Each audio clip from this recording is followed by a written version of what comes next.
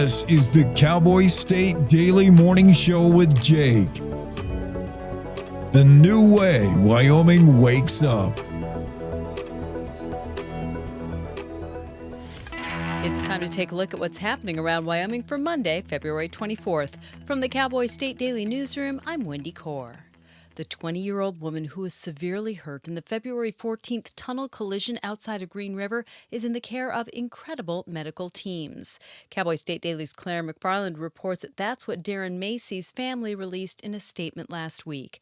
Darren was hospitalized after the 26-vehicle crash in and outside the Green River westbound tunnel. There were other survivors, and there were even people who were taken to the hospital for smoke inhalation or actual bleeding injuries and stuff after the crash. But as of early last week, she was the only one reported still hospitalized. They finished out the count at 3 fatalities and 1 hospitalized, and that's her down at University of Utah, where her family says she's got a great team of medical professionals. We're so grateful for the outpouring of support, and we also appreciate privacy. 3 other people, 2 men from Rawlins and 1 from Canada, died in the crash.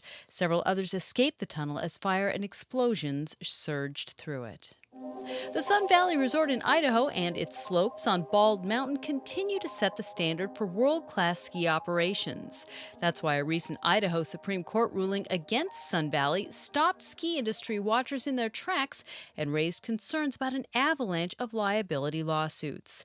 Cowboy State Daily's David Madison reports that Idaho's High Court is now considering whether the widow of a skier who died in 2019 on a beginner slope can proceed to trial with her suit against the resort, which is owned by the family of Wyoming's own Robert Earl Holding. This is usually something that's very hard to do because of what's known as the Skier Responsibility Act. It's been nearly impossible to file any kind of liability suit against ski areas. Well, now the Idaho Supreme Court seems to be opening the door to that by sympathetically allowing for a hearing on this case, and it could go to trial. Sometimes these cases result in what are called nuclear verdicts, which can put a resort out of business because the damages are so high. If it goes the wrong way, from the point of view of ski operators, it really could change the industry. The widow now waits for the Idaho Supreme Court to decide whether it will clear the way for a jury trial or affirm the district court's dismissal based on Idaho law that places heavy responsibility on skiers for their own safety.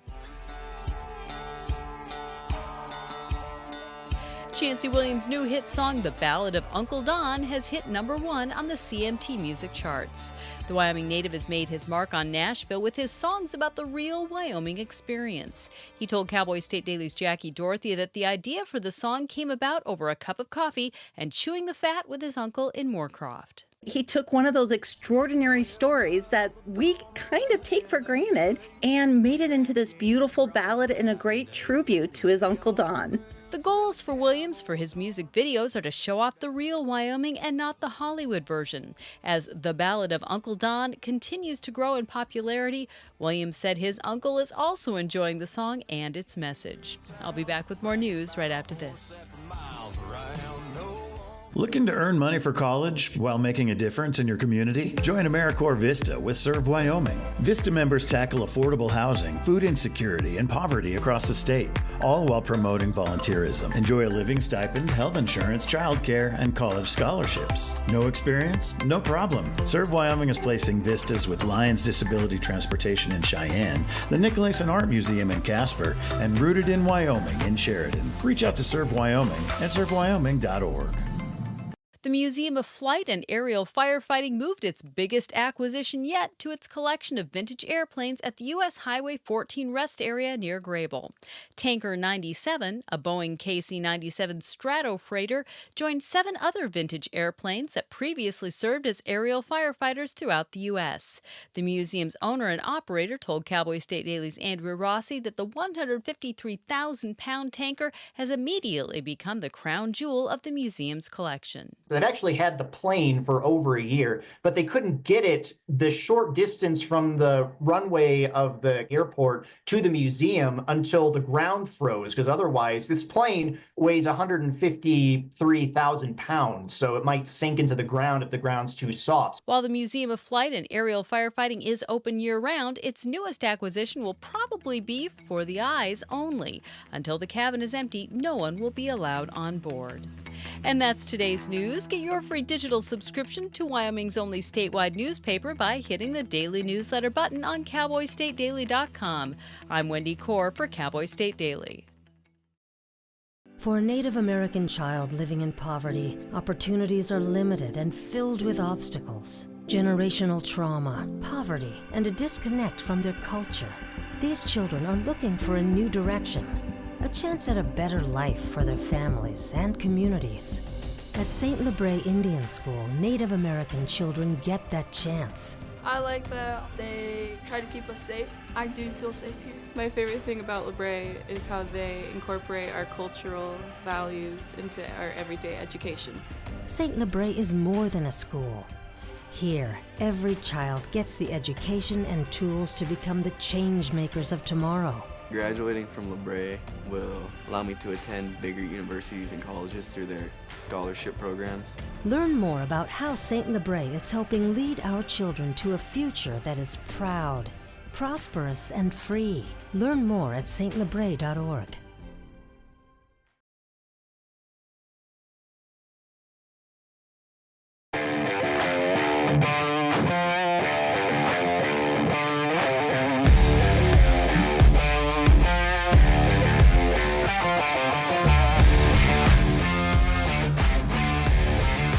Cowboy State Daily Show with Jake. It's Monday, February 24th.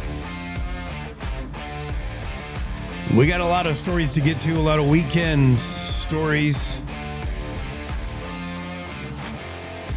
We got a lot of journalists to talk to today. Today's a Monday, so that means columnist Cassie Craven will be on. Sally Ann Shermer, another columnist, will be on today. We'll talk with David Madison today about his stories over the weekend. A lot to get to, beginning with the USPS, the post office, just days after Postmaster General Louis DeJoy stepped down.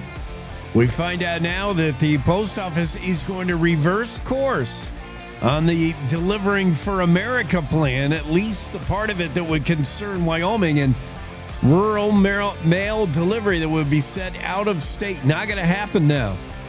What does it all mean? Well, we're not sure yet. USPS spokesperson James Boxrud talked with Cowboy State Daily. Could not confirm what exactly it means, but he did know enough to know that USPS is making a major departure from what DeJoy was instituting in the Delivering for America. So we're going to run that back. Where's my rewind? I think I got rid of it. I had a good... Oh, yeah, no, I didn't. Yeah, here's the post office. Yeah, we're going to run that back. That whole Delivering for America, Postmaster DeJoy says, I give myself an A for Delivering for America. We're going to run that back. Bad idea. Perhaps. We're going to take a closer look at that. Right now, let's take a closer look at your weather forecast. That's, that's my morning song. I like that. It makes me feel all fuzzy inside. Tonday's weather forecast for today. Mostly sunny, windy in Casper. Highs 57. Sunny, breezy in Lander, 50. Southwest Wyoming, partly sunny, 42 in Evanston. Mostly sunny and breezy in Rock Springs. You'll top out around 47 as well. A little bit of snow in Pinedale in the early morning. Otherwise cloudy, 37. Afton, rain, snow, and clouds today. Highs struggling to get to 40. DuBois, chance of rain and snow in the early morning. Mostly sunny and windy in the afternoon with highs 41. Jackson, chance of rain and snow. Right now it's just raining. in Jackson. Breezy, 42 the high. Bighorn Basin, Thermopolis, sunny, 55 with some wind gusts. Cody, high wind warning until this afternoon. Mostly sunny, breezy today in Cody. Buffalo, partly sunny, breezy, highs approaching 50. Sunny, 51 in Sheridan. Northeast Wyoming and Gillette, gradually becoming sunny with highs 53. Mostly sunny, 54 in Newcastle. Torrington, high wind warning until 11 tonight. Sunny, windy, but 64. You got that going for you. 64 on March 24 in Torrington. High wind warning in Wheatland as well. Sunny, windy, highs approaching 60. Cheyenne, high winds until about 11 tonight. Mostly sunny, windy with highs near 60. Laramie, almost 50 today with a high wind watch until 11 tonight. Rawlins, lots of wind with highs 48. Partly sunny in Saratoga, breezy 46. Share the current map with you today. This is what it looks like across the state as far as high temps. Sharing the map also allows me a chance to slurp up some coffee. That's going to be the sound you hear next. Yum. 35 in Jackson. That's why it's raining. And not snowing. 38 in Afton. 37 in Kemmer. Rock Springs, you're about 40. 23 in Warland. 37 in Cody. 41 in Powell. 47 in Gillette, Wyoming. About 39 in Laramie. 28 in Newcastle. Disturbance moving through the state right now. Coming to Gillette. Just leaving Buffalo. Heading for you, Gillette. A little bit of rain showers on the way.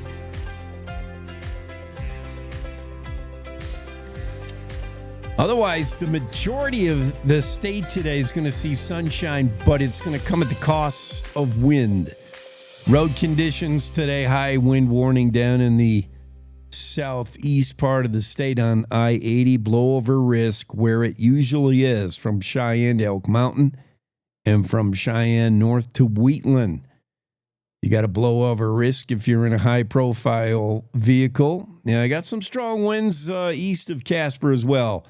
That Casper to Douglas run, oh, man. I've done that on 20 and 25. Actually, it's Interstate 25 over there. I remember driving the wife's 4Runner going east to west, Douglas to Casper, if you've ever made that run, and you're running into the wind for the most part. And the thing about the 4Runners, the Toyota 4Runners, and I could confirm this with Aaron Turpin, that's really the only weather we're going to worry about, right? As I leave the map, something going on in Star Valley. Oh, it's black ice. Yeah. That on Interstate 25, that portion between Douglas and Casper running into the wind, that is such a headwind you're pushing against that it will reduce in half your normal fuel mileage. If I drive that thing in my 1-ton pickup, I'm getting approximately 2 miles a gallon. I have to have one of those onboard in the truck bed diesel tanks and be feeding my fuel tank as I drive. Like I had to stop at every gas station there is to make that run from Douglas to Casper, which is like, a little over an hour and a half. It is brutal. The wind you're going into. So in the 4Runner, which has a lot of gears, and it's an automatic, so the vehicle is shifting by itself, but it has a lot of multiple short gears, as they say. So, your average vehicle, remember when you used to have to shift 1, 2, 3, 4? Maybe you would have a 5th gear overdrive, and that's what you are on the highway, 5th gear overdrive. And that would be a tall gear. You could do anything from 50 to 85 miles an hour in that gear. Well, Toyota 4Runners, they don't have a big long gear like that. That's shifting automatically. Your overdrive gears would be many. So there's lots of gears, so you can hear the vehicle downshifting going into the wind. Like you're cruising along at a pretty good clip and you barely hear the engine working, and then you go into that wind and the vehicle downshifts almost to the point where you're in the gear that you would start out in, like first. The poor vehicle was just downshifting all the time as it faced this brutal headwind. Well, that's what you're looking at now. If you're driving Casper to Douglas today, or a Douglas to Casper rather, your windshield wipers might just rip right off the vehicle. If you're going the other way, Casper to Douglas, you'll get a nice push. If you're driving like, big, giant, heavy econo van, you might get 85 miles a gallon. You'll get a real good push. Anyway, I just throw that out there for you if you're driving around. Otherwise, road conditions not too bad across the state. We're looking pretty good. I'm excited to talk to Sally Ann Shermer, talk about sports. She's been watching a lot of basketball, even hockey lately in the absence of football. Cassie Craven has a column you should read right now. An opinion. Rod Miller has a great opinion column in the Cowboy State Daily. Check that out. Cassie Craven's, though, if you ever wanted to learn a little bit more about Cassie personally, she really opens up in this one. Great insight into who Cassie Craven is. Very interesting. And then, as far as your regular news stuff, we got the big airplane. Andrew Rossi wrote about, Renee about the USPS changing course. Leo Wolfson about a bill proposed in Cheyenne that would tackle escalating property taxes, but not in a tax way, more in an assessment way. Which I've been saying all along. This was my idea, by the way, lawmakers. House Bill 282. And for some reason, nobody likes it. Probably because it's my idea. But what do you do about property taxes that are getting out of control? The value of your home is rising so fast, it's not fair. And it's all because of the real estate industry and the real estate environment, which you have no control over. You could be living in Detroit and all of a sudden the real estate values take a tank, in which case your ability to ever sell your property goes out the window. And if you were going to live in your home forever, that's great. That would be great for you to be in a depressed real estate environment. You'd be happy, you'd be cheering. Because your property tax, based on the assessment would be your house is garbage because you live in Detroit. You'd be great. If you wanted to stay there, it'd be wonderful. If you're ever looking to resell or refi, it would not be good. But for the most part, 80% of us, I don't know, or more, we live in a place where our property value is going up, crazy up in many places. And the problem with that is twofold. One, it's an increase you don't realize. My property's worth 3 times what it was when I paid for it 2 years ago. Oh, joy. Doesn't help you until you sell the home. You're incentivized to get out of your place, which is good to keep the real estate, so the next home buyer can jump in. In a way, it promotes something good, but for the most part, it's not good. It means if I ever want to see the money, the increase in my home, I got to get out of it. I got to sell it. And the problem is prices have escalated so high. Once you sell it, you can't buy back in. You can't get back onto the carousel. It's moving too fast. That's problem number one, is you don't realize the gains in your property valuation until you sell. So now you got to sell. Even though you love your community, you wanted to stay there. Number two is you're being taxed on that valuation. And property taxes get to the point where they're so onerous on the owner that you can't stay in the place anymore and you have to sell. So you got two reasons to sell now when your property is zooming up. You almost have to get out, which means you, as I said, you can't buy back in, which means you have to leave your community. And it's causing a United States of transients. Goodbye. Teachers that would have been there 30 years, firemen that would have been there 30 years in their community and are now gone. Off to the next community, a cheaper one. Serious problem. And I propose to fix it by making it real simple. Why have a county assessor come around and say, I think your house is worth this year. Some arbitrary number that nobody likes, often challenged. Why don't you just fix property taxes on what you purchased the home for when you purchased it? Similar to your car when you go to register it. Whatever you bought it for, I bought this $40,000 whatever. I bought this $80,000 pickup. That's the price you're taxed on until you sell. Forever, as long as you're in the home. What's wrong with that? Makes perfect sense. It's simple. No more property tax valuations. No more fluctuating values. Simple, known money amount. It's House Bill 282. It's being proposed right now. While most of the attention is on the 50% property tax cut moving through the legislature, another bill proposes a much larger overhaul of the system. I know it would be a major thing. It would change everything, what we do.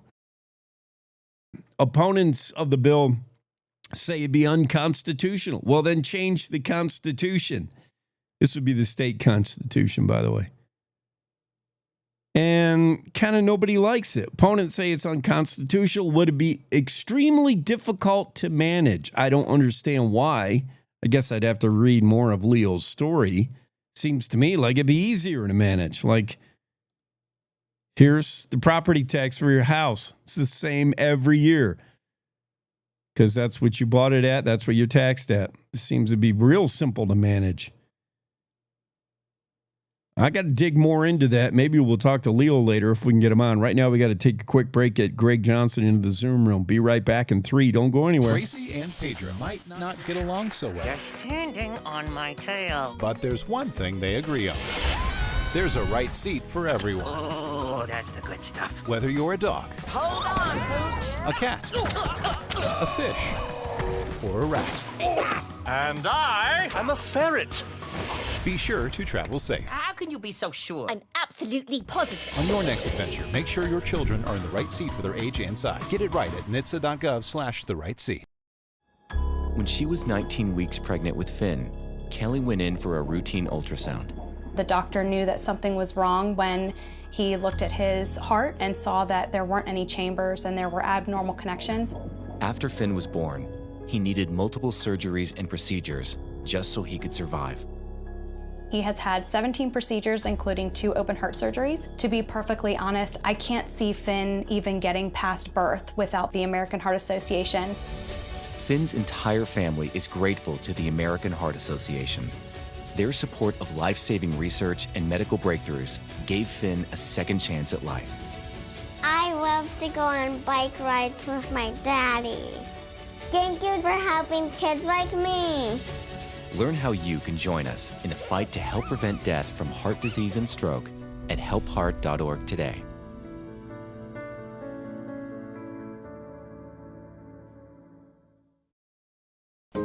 So I wanted to talk with you and your mom today, Lily, because some people at school have noticed changes going on with you, and we're concerned. Like what? Who? Some of your friends, teachers. It sounds like you've lost interest in a lot of things lately. You're hanging with new friends. So, individually, maybe those things are no big deal, but taken together, and then the incident the other day, You were with Derek when he was caught selling marijuana. Yeah, he was selling it. Honey, we know. But we care about you and want to know what's going on. That's right. We just want to understand better and see how we might help. And if weed is a part of it, we just want to make sure you understand the negative consequences for someone your age. The physical and mental health effects, the poor decision making, and the confusing legal aspects these days. So what do you say? Can we talk? For more information about talking with your kids about underage use of alcohol and other drugs, visit underagedrinking.samhsa.gov.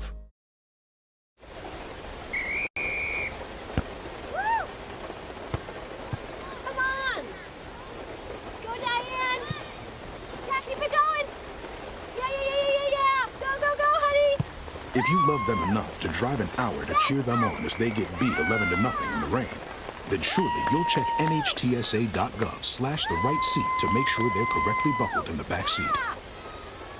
Throw that ball, Diane. Woo! You got this.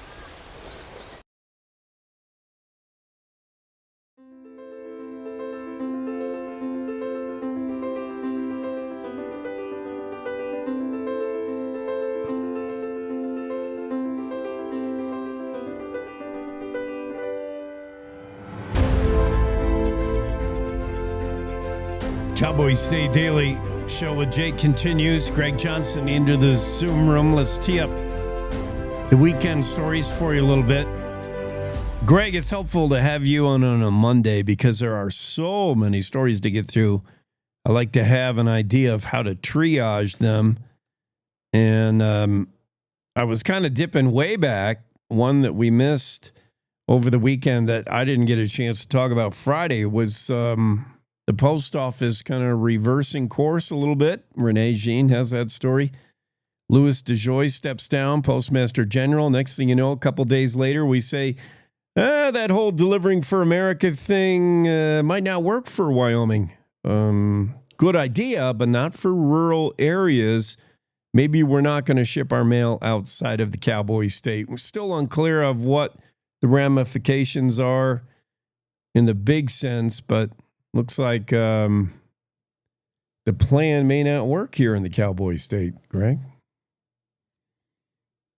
You're muted. Abby. Yeah, sorry about that. Yeah, they're already saying that, now they don't want to move all of the processing out of Cheyenne and Casper. Yeah. Which, I mean, you think if they're already processing, I don't know how it makes it more efficient to send stuff pulls into Cheyenne and Casper, then they send it off out of state, and then it comes back to be delivered. It seems like government efficiency to do that. And then Renee also had a story before that about how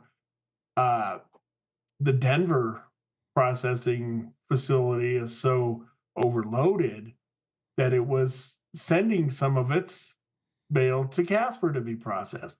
So if they already can't handle what they've got, if they're already sending it to Casper to be processed, how are they gonna take that back and all of the stuff, all of Cheyenne's? I'm sorry, I meant Cheyenne, not Casper.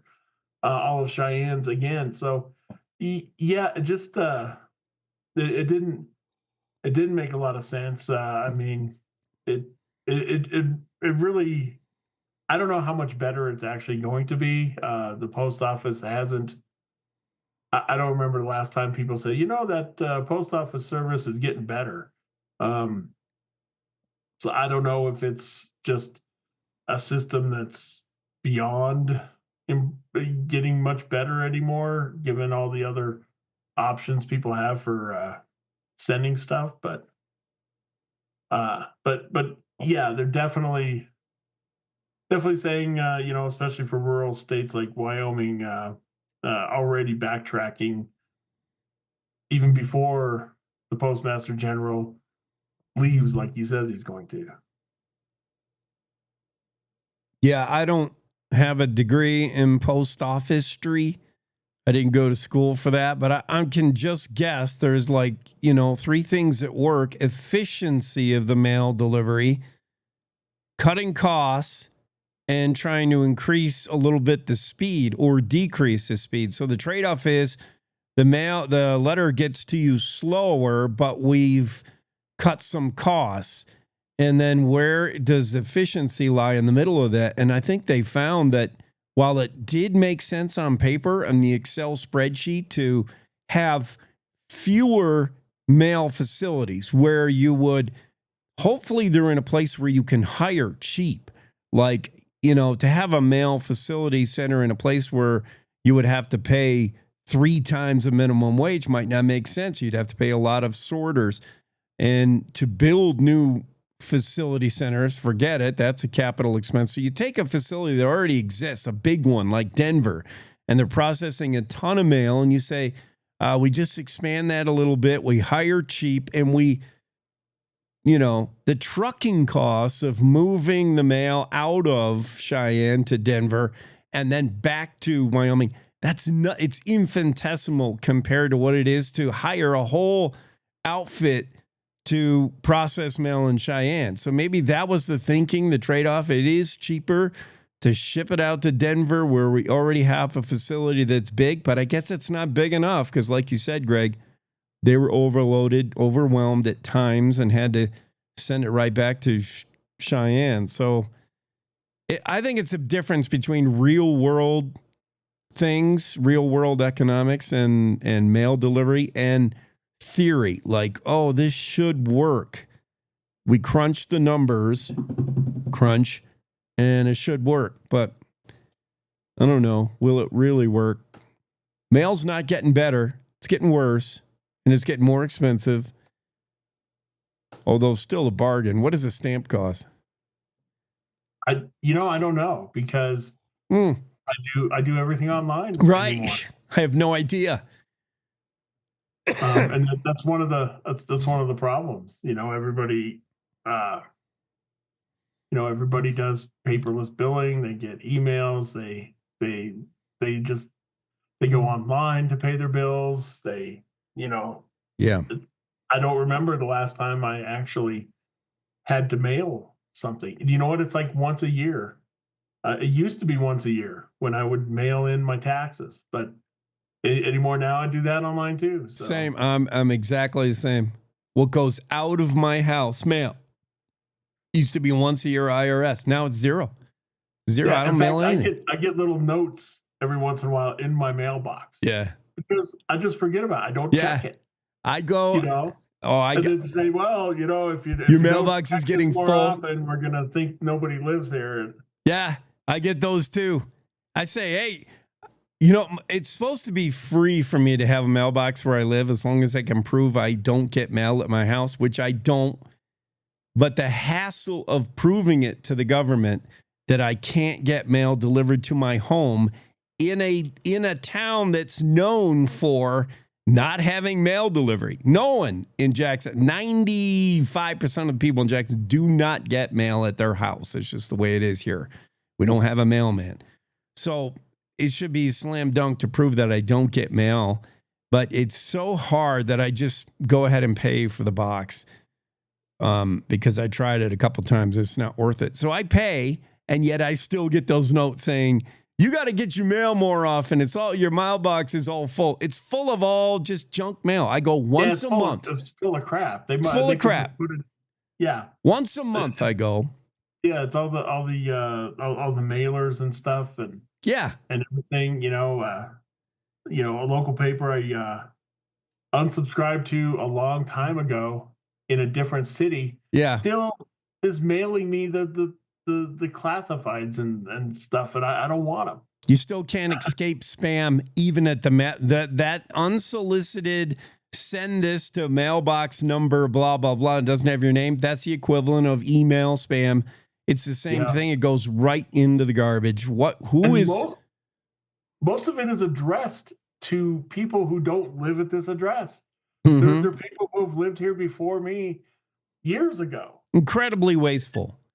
Yeah, and I complain about. I've tried everything that I can to Sorry, my eye is like itching. Got an itchy eye this morning. I've gone to the mail facility more than once, waited in the line, and said, "Hey," I said, "Hey, look, this is my lease. I'm the one who lives here. Nobody else lives here. Yeah. Don't deliver it." And they say, "No, they won't. They'll just deliver it no matter what." I know. Once you're in the machine, once you're a ghost in the machine, you can't get out of it. There are a lot of problems with even online. Obviously, when you're online in email, you can't get off spam lists, but the spam equivalent to the physical spam equivalent to mail, USPS, is, those mailers that, when have they ever worked? That's what I want to say to them and say to the telemarketers that call me. When has this ever worked? As soon as I hear, if I accidentally pick up a phone call from a telemarketer and I can hear everybody in the cubicles around them and I know right away in 2 seconds what it is, and then I hear them go into their pitch, I just feel, and I have said it, I feel like saying it, I have said it. When has this ever worked? And all they do, it's just somebody from the Pakistan. Telemarketing, it does work because, the numbers tell you a certain percentage will Right. Listen to it and stuff. And they wouldn't keep doing it if it didn't have that percentage. But yeah, it's got to be the same way with the mail. A certain infinitesimal percentage must work. Sometimes somebody, some old grandpa, ruined it for the rest of us and opened something up and said, "Oh, all right, I'll sign up for whatever this is." And he got ripped off, and now all of us have to suffer through the mailers because it worked once in a billion times. Ugh. Anyway, that's the mail service today. Hey, you tell me about that Jackson Hole girls game. You were on the call, man. Yeah. You were on the call. Great story from David. A good story. I mean, 79 game losing streak. Which sounds like a lot, but you talk about basketball. That doesn't go back like a decade like it would for football. Right. It goes back far enough that some of these girls playing basketball on the varsity team for 4 years now, when they started when they were freshmen, had never won, ever. Never knew what it like to get a win. At the freshman level, JV level, varsity, just 0 wins in 4 years. And I wrote a story a couple of years ago about the team when they were still in the midst, right in the middle of the losing streak. And what impressed me most is you show me a basketball team, you show me any NBA basketball player who's diving for a loose ball, never going to happen. You show me somebody with 30 seconds left in the game, down 45 points, and they're diving for a loose ball, getting floor burns, elbow burns, adding one more bruise to the body. What is the point? And I would watch them, and I'm like, how do they keep showing up? Why would they go to practice tomorrow? They just got drubbed 72-5. What motivates them to go to practice tomorrow? Did they get out of a class? And then why are they going to show up and do it again? And why are they diving for a ball, trying to save a ball from going out of bounds with 20 seconds left? And they just let it go. You're down 45 points. You're not going to win. And then I came around. I'm like, golly, this is more than basketball. These girls are living life lessons out on the floor. And I got inspired. I got on board. And like everybody else, I waited for that elusive win. And it just didn't come. And that night, the other night, last week, I had a feeling even before the game. I said in the pregame, I'm like, you know what? They can beat this team. If they play their very best and the other team takes them for granted for a little bit, they could sneak up on this team. They could get that win. And by halftime, you could feel it. That gym was electric. There was something going on. And that something carried over, by the way, which isn't in that story, to the boys game. The boys haven't won this year at all. They were 0-17, but they played the following game. They played right after the girls. Inspired by the girls' win, the boys got their first of the season. Something in the gym that night. It was pretty fun. Wow. Well, and at some point, the other team, they don't want to be the one to be on the other end of it. And unfortunately, I guess Riverton on both the boys and the girls were what they ordered. And tell me about when she hit that three.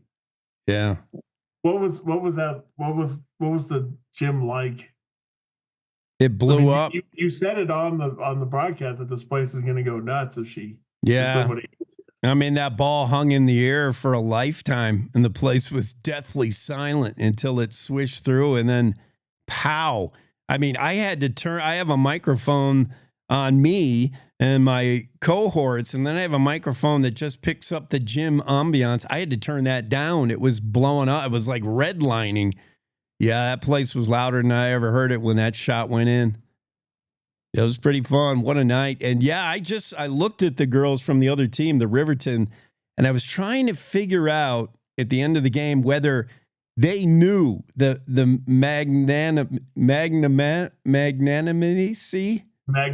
magnitude of that moment. Like either they were looking at it like, why is everybody so crazy about beating us? Because Riverton, that team was having a bad year. They had only won 3 or 4 times all year.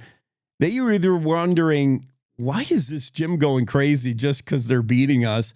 Or, yes, their coach had told them, this team hasn't won in 4 years. Don't you dare lose to them. I don't know which it was, but they were shocked. Yeah. Yeah. It was a good story there.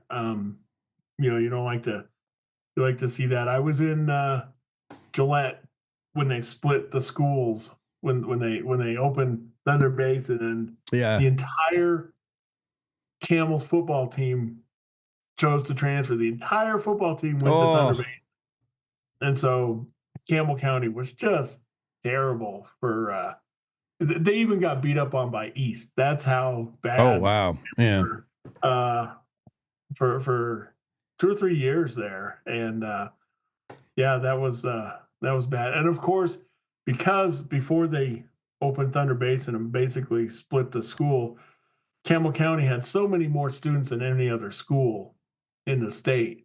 Everybody hated them. They wanted to beat them.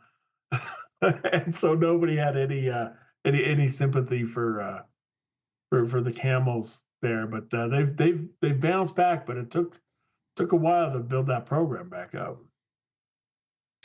When we come back, we're going to take a quick break. We'll come back. You're going to meet the greeter dog at Walmart in Casper that everybody just loves to see. And Turkish firearms, once the laughing stock of the industry, are making a little bit of a run here. We'll find out why Turkey is making better firearms cheaper. We'll be right back with more from Greg Johnson of the Cowboy State Daily Show after this. In today's digital world, it's hard to know who to trust. Your local TV and radio stations bring you the facts. Misinformation and deep fakes flood social media, but broadcasters deliver verified and accurate news. For news, emergency updates, sports, and entertainment, turn to your local stations. Text TV to 52886 and urge Congress to support the vital local journalism broadcasters provide. The climate that we're operating under has everyone on the defensive. You see a person and you automatically put them in a box and say, well, this is what this person should be like. All of this ostracizing people, what are we afraid of? We're called to love one another. It can't be, I reject you as a person. This country's been through so much. Its people has been through so much. Why can't we fix this? Do we have issues we have to deal with? Yes, we do. But we're not going to be able to deal with them if we're fighting and yelling at each other and not listening. Yeah, she has an accent. Oh gosh, she dressed funny.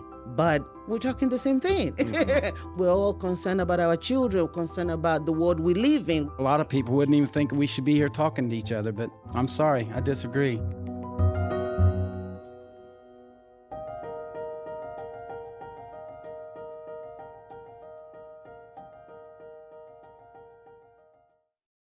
I don't think many kids in my son's school even do it. He makes fun of his friend who vapes. He would never try it. She's into soccer. She's on the honor roll. She's just not the type. No way. No way. No way. No way, my kid would never vape. Get your head out of the cloud. Today, nearly 8,000 kids will start vaping. Maybe even yours. Learn about the dangers at talkaboutvaping.org.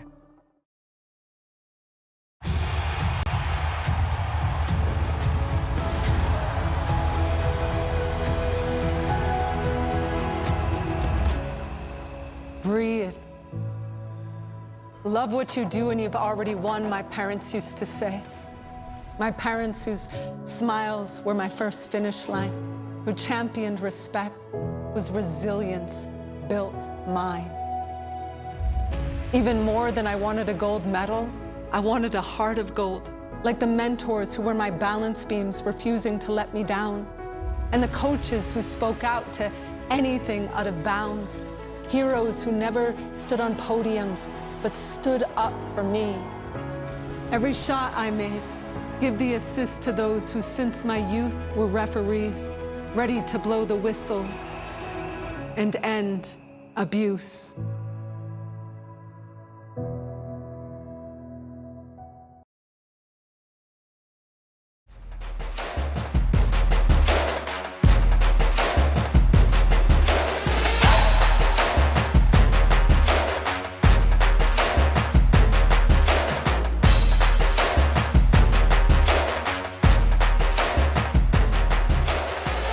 Cowboys State Daily Show with Jay continues. Greg Johnson in the Zoom room. I think Mia is exactly what Walmart was thinking of when they instituted the system of greeters at the front. Mia was who they had in mind, someone that people were eager to see when they came in the big box store. Minus the tail and the slobbery kisses. Mia belongs to Billy Welch, who is the official greeter at Walmart there in Casper off CY Avenue. But it's the dog that everybody comes to see. What a great story from Dale Killingback.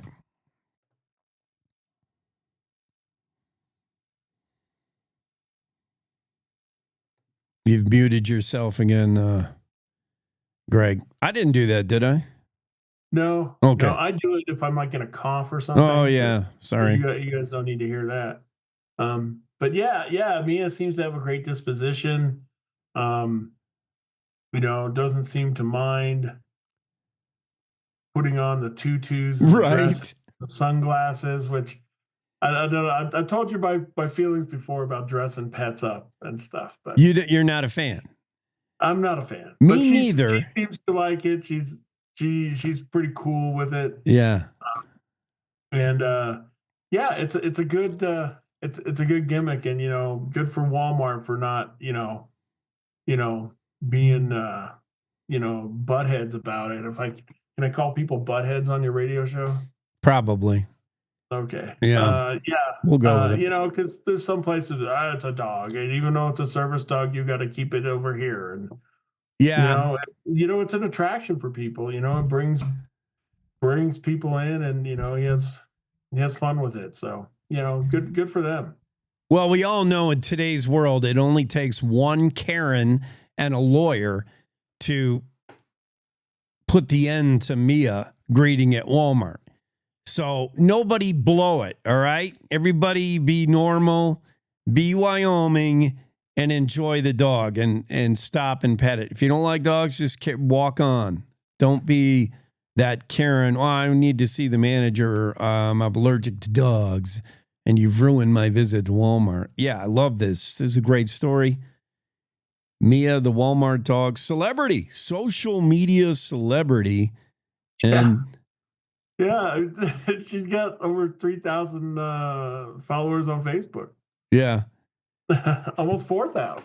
Billy Welch, by the way, that's a rescue dog. Somebody was kicking it and abusing it. Billy Welch picked it up, and they make the best dogs, the best pets. And even at a time when Mia needed some medical care, fans rallied to help, gave money, posted on Facebook. Mia is loved in the community, and if you head to the Walmart there and you're a regular, you would feel like you missed out if for some reason Billy wasn't working that day and Mia wasn't there. Cool story. I love it. Good job, Dale Killingbeck. Yeah, and they go around to a lot of local fundraisers and stuff. Yeah. So that's cool. Yeah, there's a donation bucket out there, and that's not to give Mia dog food. That's, there's whatever the cause is that week, that month, they may be supporting something. So it's just win, win, win, win, win, win, win. Unless you're not a dog lover, and then move on. But yeah, I love it. What a great story. Renee promised this story would be coming down the line, or she wrote a similar story about solar panels, and I like that people who are thinking about getting solar panels for their home could benefit from others who have done it. Here are the do's and don'ts of solar panels, and Renee had a bunch of people reach out after she did a story on solar panel, and she had some people in that story previously that she did saying, yeah, there are some good things about solar panels, but there are things you got to watch out for. And it got some people clicking, and they reached out to Renee and they said, yeah, if you're thinking about putting up on your roof or your home, here's some things you want to think about. Don't ever lease. Make sure you buy them, even though there's a capital expense in the beginning, et cetera, et cetera. There's some really good advice Renee got. She'll share it with you. Read her story. Not all solar panel systems are nightmares for their owners. Read the do's and don'ts about solar panel. Is it right for you? Maybe. Yeah. I mean, I don't know. I mean, I'm not a huge fan of solar. I mean, I like the reliability of the traditional grid that we have. Mm-hmm. But if that's what you want to do, I mean, it's your money. I don't know why. I know why people get so emotional about it. It's because of the politics of it, of the like with wind, of the huge government subsidies that the companies get to to build it up and compete with other companies that don't get those, that also provide power but don't get the same benefits, and that's a whole separate argument. Yeah. But if it's your house and you want to put solar on it, then do it. It seems like, I mean, you got to be in it for the long haul, because there's a big upfront expense, and to recoup that, it takes a while. I mean, it's not like you put it up and within a couple of years you've already got your money back.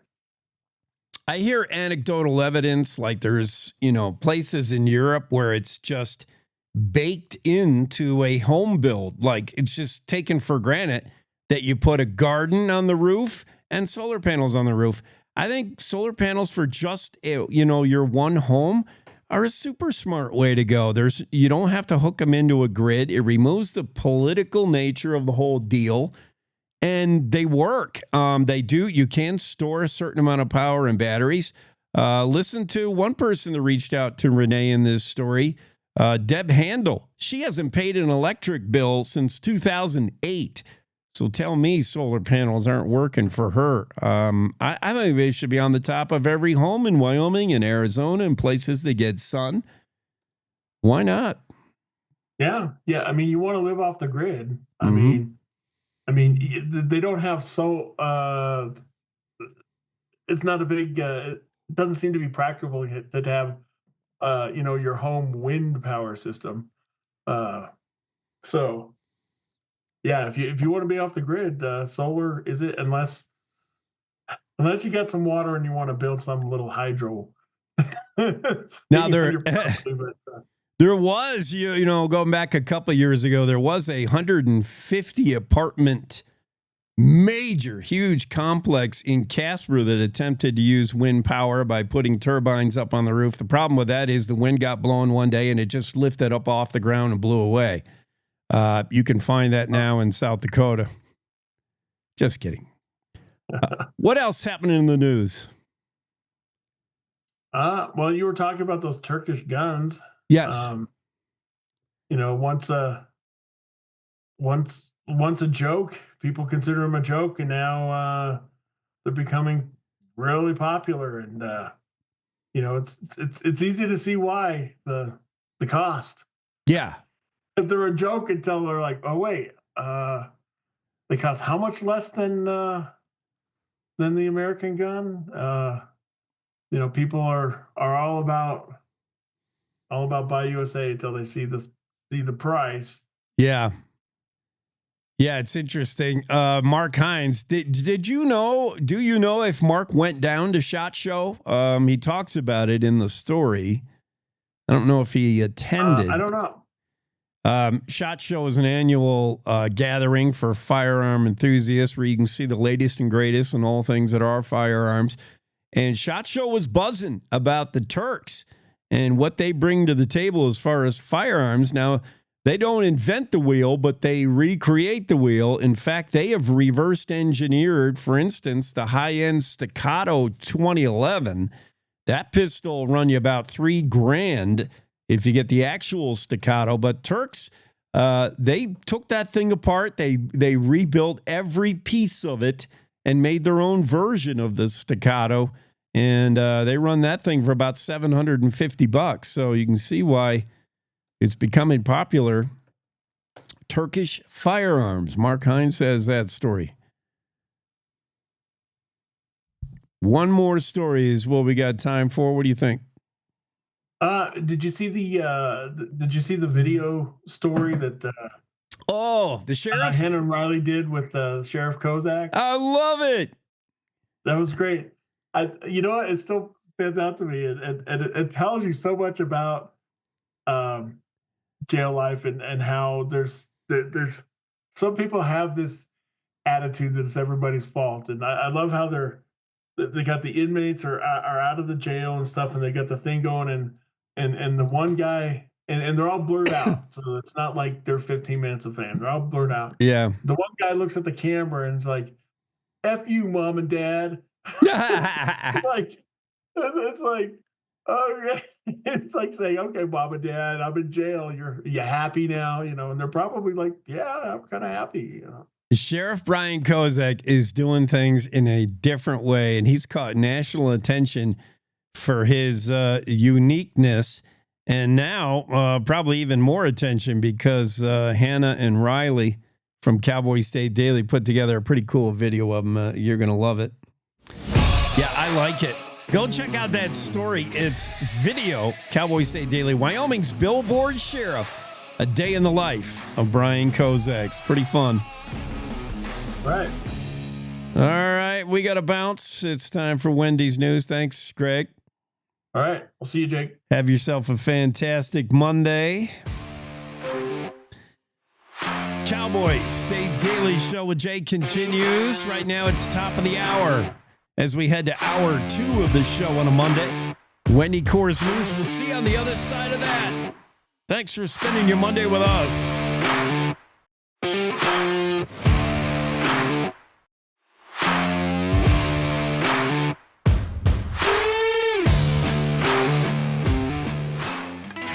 It's time to take a look at what's happening around Wyoming for Monday, February 24th. From the Cowboy State Daily Newsroom, I'm Wendy Core. Turkish firearms were once considered a joke in the United States, but now they're becoming wildly popular with American shooters, frequently selling for a fraction of the price of domestic brands. Outdoors reporter Mark Hines spoke to Wyoming gun experts who say the Turks have made huge gains in the American firearms market with no signs of slowing. What one guy told me is what he thinks has happened is a lot of old Soviet bloc manufacturing facilities have become available in that whole area of Turkey, the Czech Republic, and kind of that part of the world. And then also a lot of patents have expired. And so these Turkish gun manufacturers have been able to patent and basically make clones of a lot of really popular firearms models. Previously, Turkish firearms kind of had this reputation being total pieces of junk, but they're starting to turn the corner and they're starting to offer, pardon the cliche, a real bang for the buck. Major U.S. firearms companies are feeling the pressure from Turkey and other countries that can offer affordable imports. Some big brand companies are starting to work with smaller companies from Turkey and elsewhere on collaborative projects. Well, for the Jackson Hole High School women's basketball team, the game on Thursday, February 20th against Riverton could have been another heartbreaker. The team had not won a game since December 18th, 2021, and the girls, especially the seniors, had experienced 3 years of defeats. But Cowboy State Daily's David Madison reports that their losing streak was snapped in spectacular fashion with a last-minute three-pointer that changed the girls' record and their spirits. To Fowler, she'll try a three.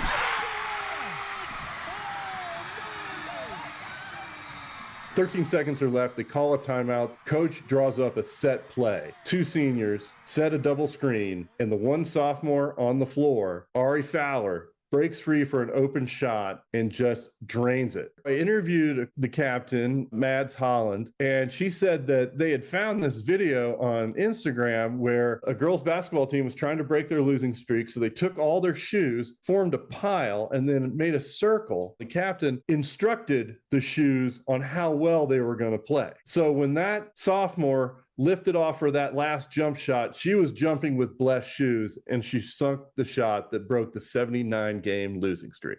None of the senior players planned to play college basketball, but when some of them sat down to write their college acceptance essays, they said they drew inspiration from their team's epic losing streak. Well, in January, someone dropped off a 120-year-old leather-bound Casper Police Department docket book to the Wyoming Rescue Mission's Rescued Treasures thrift store there.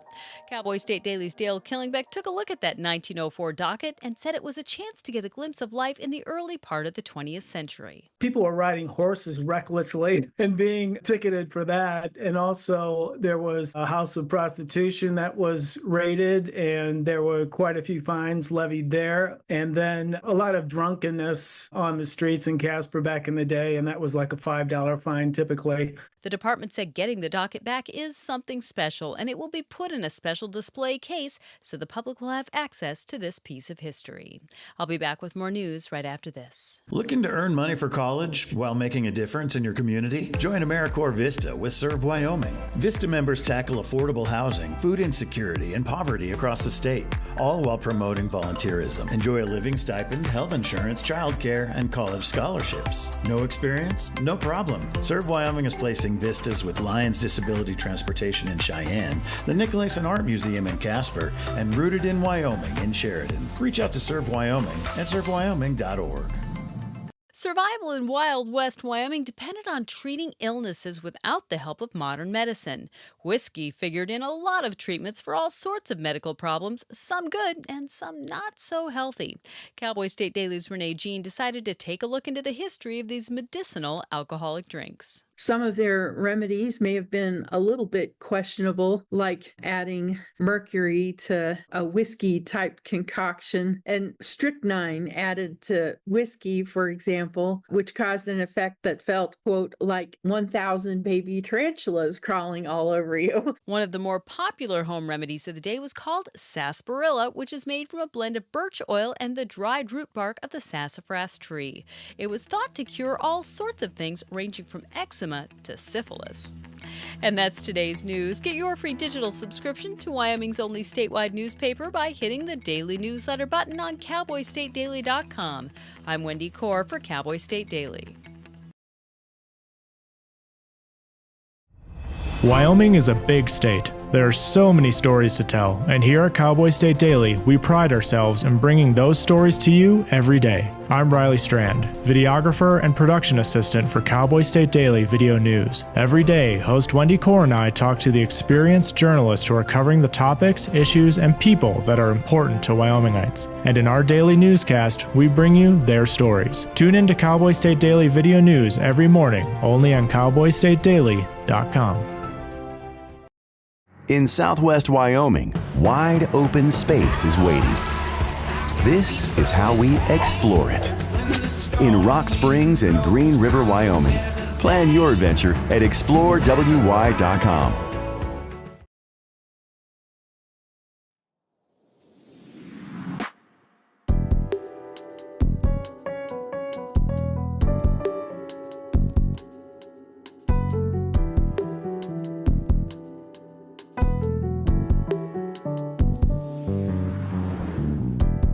Cowboy State Daily Show with Jake continues. Hour 2 on this Monday. Boy, that's a chill sound bed right there.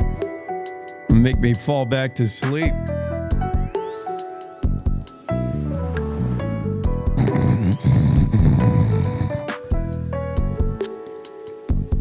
Well, it's not terribly entertaining.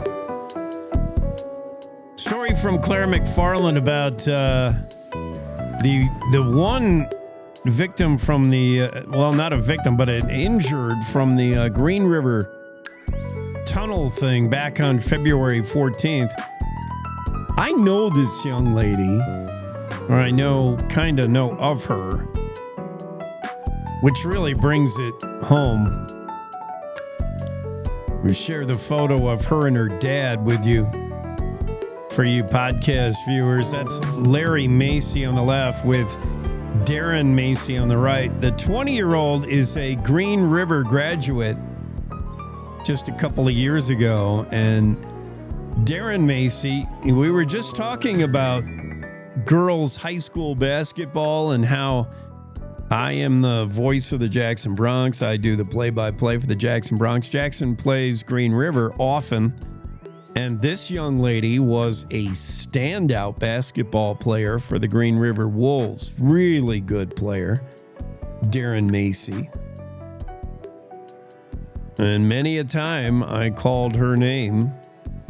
Many a time she disappointed the poor Jackson Bronx by having a big game. Darren Macy was hospitalized in that 26 vehicle crash outside of Green River back on Feb 14th. 3 others died in the crash. Several others escaped the tunnel as fire and explosions surged through it. But Darren Macy was injured pretty badly. And Claire McFarland did the follow-up story. Her father, Darren's father, Larry, sent a statement to the Cowboy State Daily via University of Utah Hospital, thanking the community for support, asking for privacy at this time, difficult time. Well, Darren, I just want you to know, Darren and Larry, that we're thinking of you here at Cowboy State Daily, and she's in the care of an incredible team of medical professionals. Darren is, said her dad, adding she's facing a long road to recovery with multiple serious injuries, but continues to show strength and resilience. Darren, get well fast. And we wish you the best. Thoughts and prayers from Cowboy State Daily. Darren Macy, hospitalized after that crash. It was David Madison who wrote the story about, speaking of girls basketball, about the story of the Lady Bronx winning that big game. First time in 79 tries. Can you imagine losing 79 straight games? It was a long time. And I was unaware of until David Madison wrote this story, which is pretty cool because I'm right there on the inside. I mean, I like to think I know this team as well as anyone, But I was unaware of the pregame rituals that the girls would put in place to try to get a win, to try to snap the losing streak. Anybody who's played sports, you know, whenever you're on a winning streak, you don't change anything. If you're a guy, you don't shave, you don't alter any of your routine. If you ate spaghetti the night before, then you eat spaghetti the night before the game. Once it becomes evident you're on a winning streak, you don't change. You stay right where you were. It's just ritual. It's yeah. And then when you're on a losing streak, you do anything to snap it. You got to do just crazy things that you would never do to get you out of that losing streak. And these girls tried everything before the games when they were losing. They didn't win a game all year in the 21-22. Once it turned 2022, they didn't win all year that year. 2023.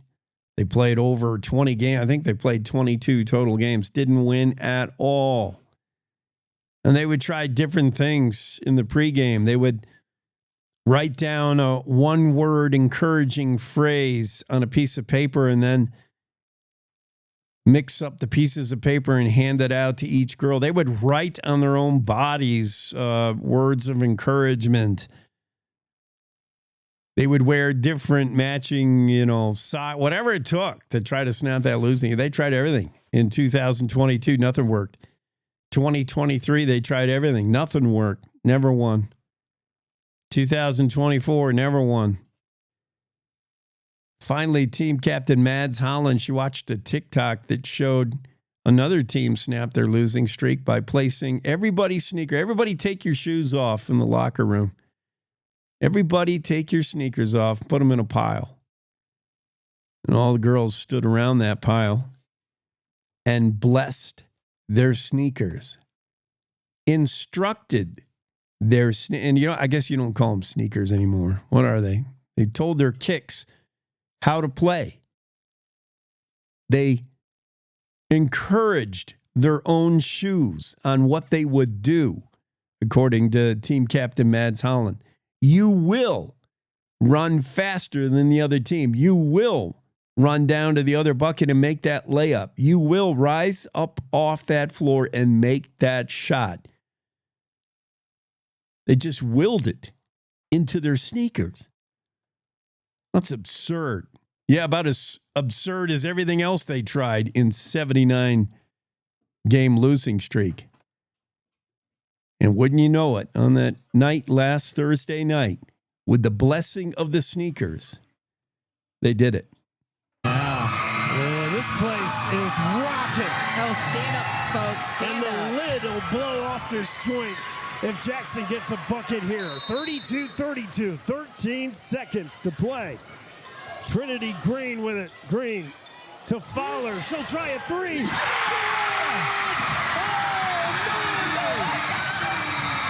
Jackson with a 3-point lead. Holy cow. That shot, by the way, didn't end the game. They still had 5 seconds remaining where they had to play a little bit of defense to secure the victory. It sounded like this. Oh, don't celebrate too early. Looks to inbounds. 5 seconds to play. Inbounds to Vosika. To Leishberg. Stolen away by Mads Holland. And it's over. It's over.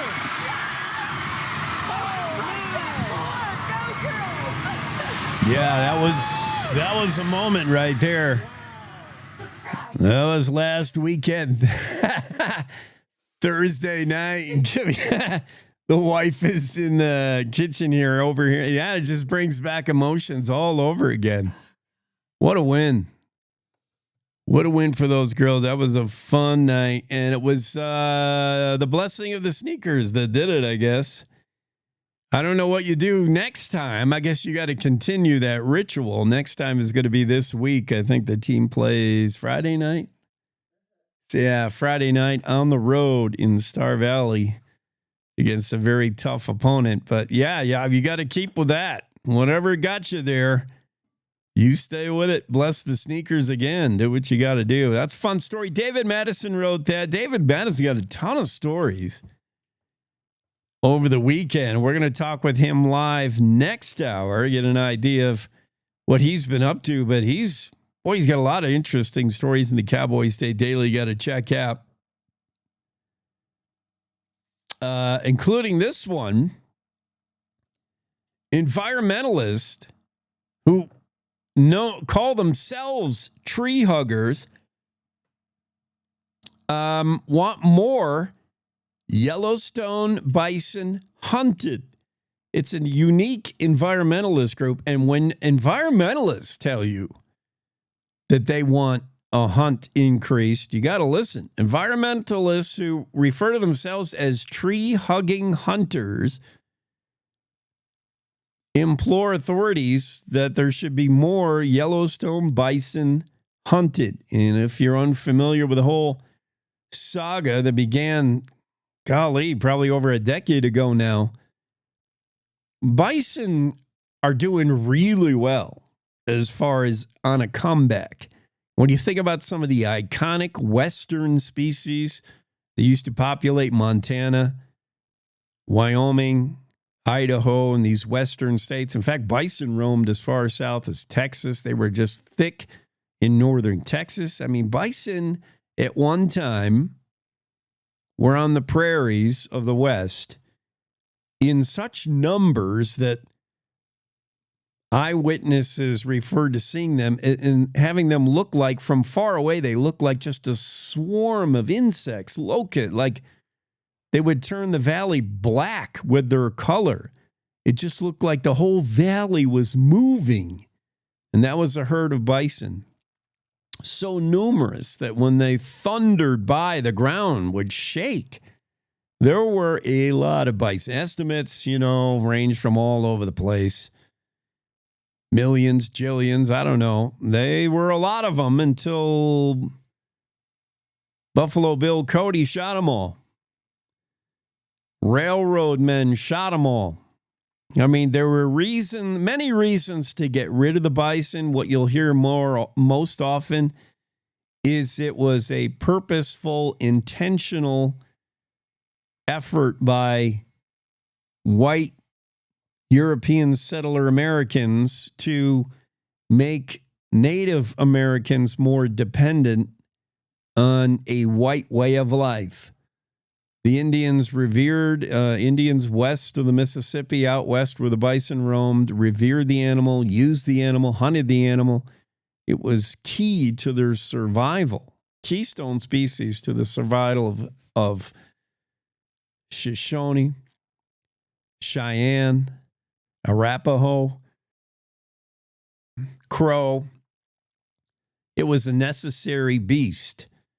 They used every part of it after they harvested the animal, and it was super important. So if you took that away, well, the Native Americans would have to rely on you and reservations, and they would have to go to school and learn to be Christians and get on board, right? That was the thinking. That's why there was indeed an effort to eradicate the buffalo via the Sharps 50 caliber rifle.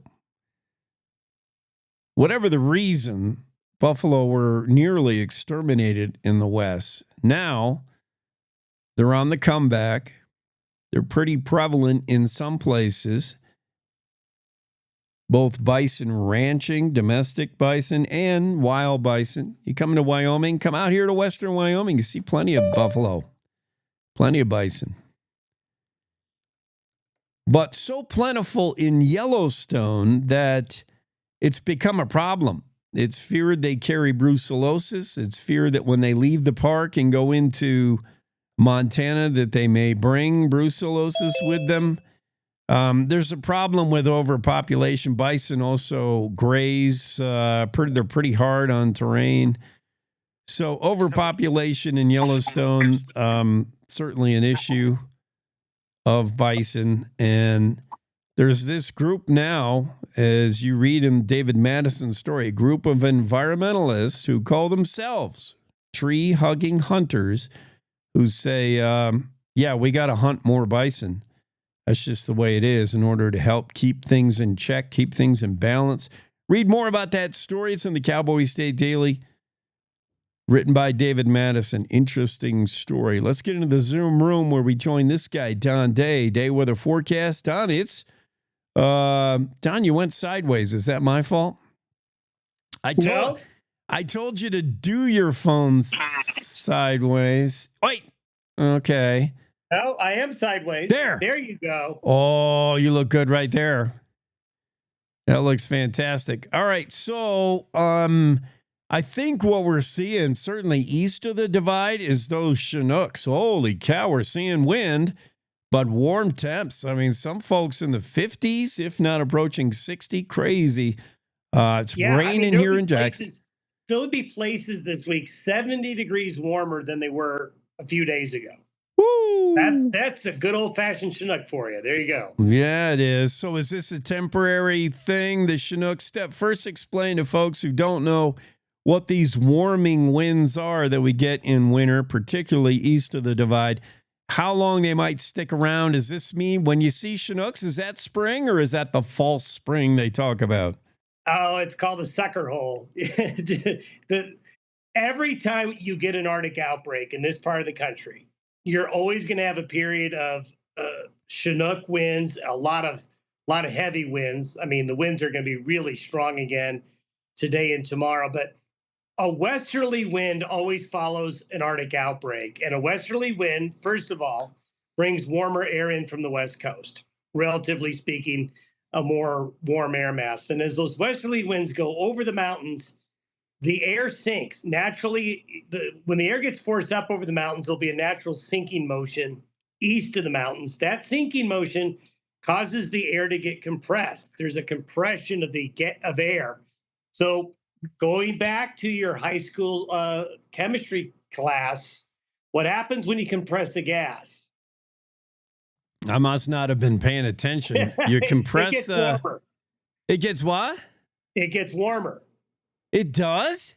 Yes. So when gases get compressed, you get warmth because you're pushing the molecules together and making them more busy. Oh. And so that leads to a warm up. So there's a natural compression of the air coming down the east side of the mountains, and that makes the air warmer and it makes the air drier.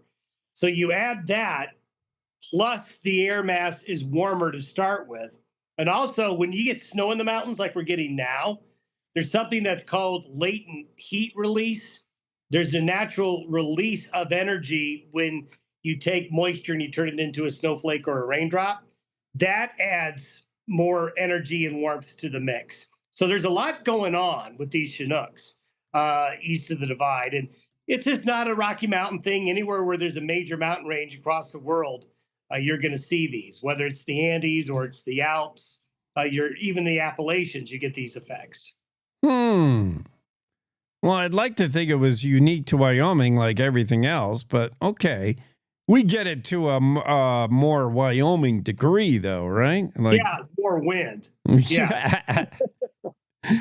Yeah, they think they got wind in the Appalachians. They have no idea. Yeah, so holy cow, we got to get our lab coat on this month. I wasn't prepared to go back to school. We got latent heat release, a compression of gas.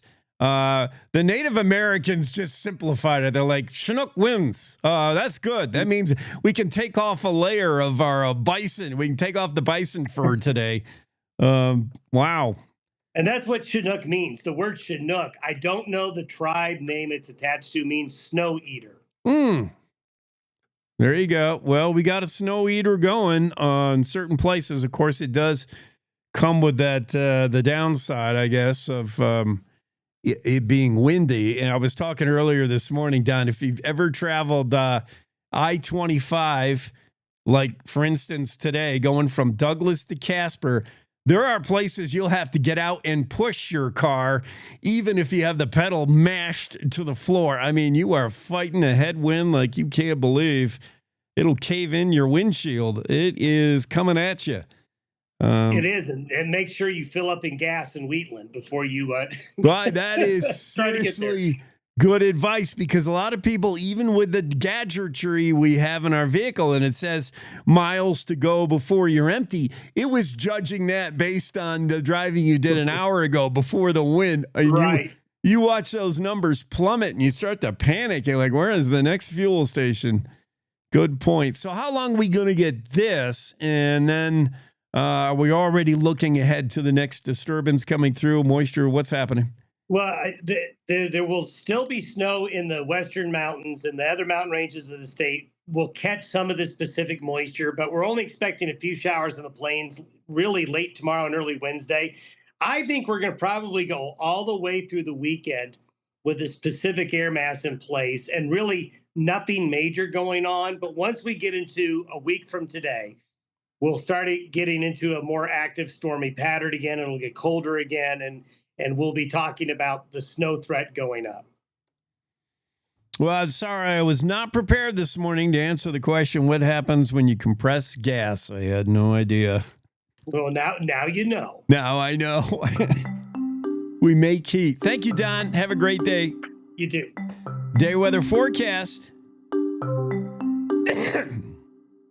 I know what happens when I compress gas. The wife does not go anywhere near the bathroom. And on that note, let's take a quick break. My name is Dre, and I had a stroke when I was only 16 years old.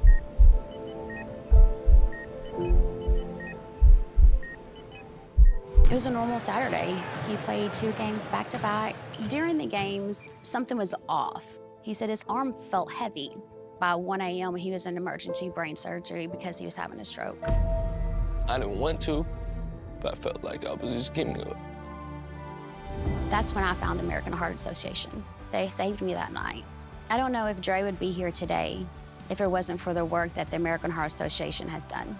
The American Heart Association supports life-saving research that leads to medical breakthroughs.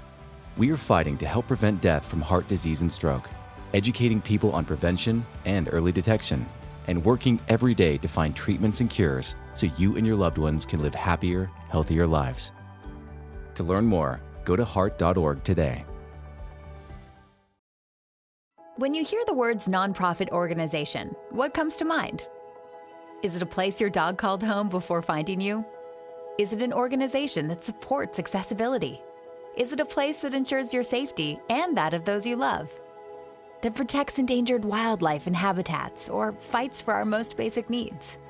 It's impossible to show all the ways nonprofit organizations make a difference in our world. One animal, one person, one cause at a time, but it's not impossible to be part of it. When you give what you have to a nonprofit organization that needs what you can give, you help promote, protect, and strengthen the reach of these incredible organizations. The Nonprofit Alliance is here, helping connect people like you to the nonprofits that enrich your life, your community, and the world we share. Reach out to a nonprofit organization that inspires you today to find how you can help make the world a better place. The challenges our planet's animals are facing sometimes feel a bit heavy. The animals haven't eaten in a day, 2 days, they haven't drank anything, they're cold, they're dehydrated. As soon as we started our descent, everywhere I could see was mud, just absolutely mud. You know, the country has been in prolonged drought for so long, it was like a tinderbox waiting to go up. Okay, very heavy. Each of us wants to be part of the solution, and we can be. Remember that there's good happening right now. At home. All right, we were able to get into your unit, and we have all 4 of your cats. So, okay. And around the world. For any animal in any disaster. So let's focus on that, right? Be part of the solution, one rescue at a time. Search ifa.org/disaster ready.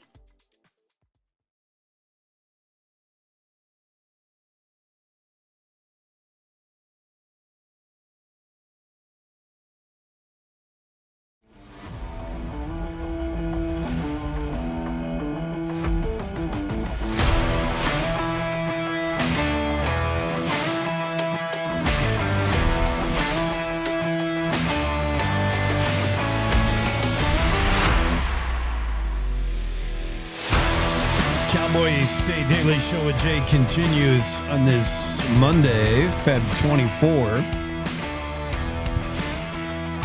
As you heard Don Day say, day weather forecast just moments ago. It's going to be fairly warm east of the Divide, really warm all over, but you're going to have some winds to deal with. The Chinook winds, snow eater winds. Let's check out some of the top stories of the day, beginning with Andrew Rossi's story about the Little Dipper. Not that Little Dipper. Don't look up, look down. Yellowstone National Park. The Little Dipper was the first and only watercraft of its kind in Yellowstone National Park. It operated through the mid-90s. Between 1992 and 1996, the Little Dipper was a specially made watercraft that would float out there on the Grand Prismatic Spring. The Grand Prismatic Spring, if you're doing some calculations, is pretty cool to look at, but pretty hot to swim in. I think it's about 160 degrees minimum. Let me see. Floating onto the surface, 160. So you would not do well if you fell in, let's just say. But there was a time in the mid-90s when the only way you could get out on the spring and perhaps do some observations, maybe take some samples of the water, or whatever you needed to do out on the Grand Prismatic Spring, the only way you could do it was getting out on this boat called the Little Dipper. The boat wasn't made out of any particular... I thought when I first heard about it, it had to be made out of something special, right? Like, what would 160-degree water do to wood if the boat was made out of wood? I mean, I really don't know. I'm not a scientist like Don Day. But I can imagine there are extra wear and tear, extra strain put on wood for a water that's that warm.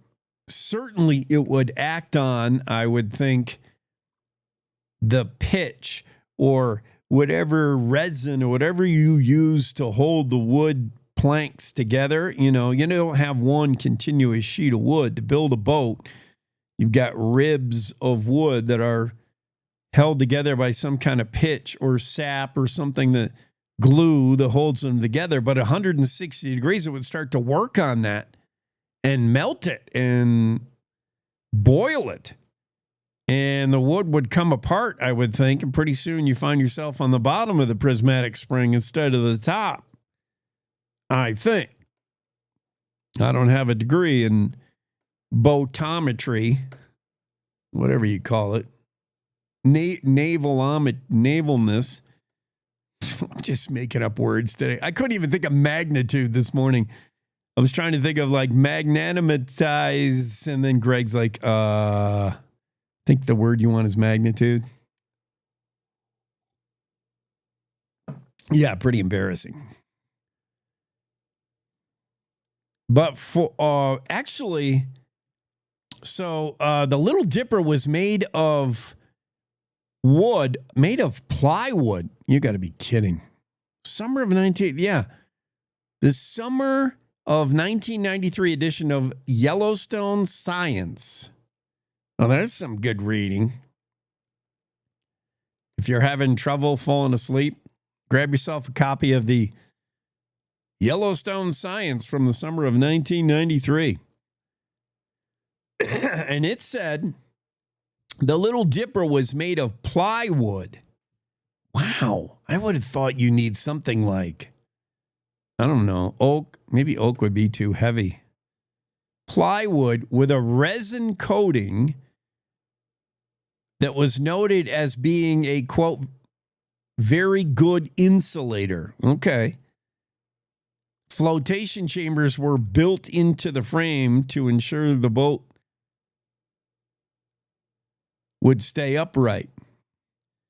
I would hope so. If you're enjoying the podcast product, here's a photo of what the boat looked like.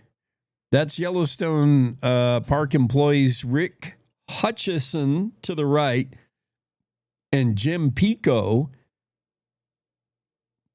to the left, floating in the specially designed Little Dipper boat in the boiling waters of the Grand Prismatic. They're collecting measurements of temperature. They're doing some kind of study. This is from 1996.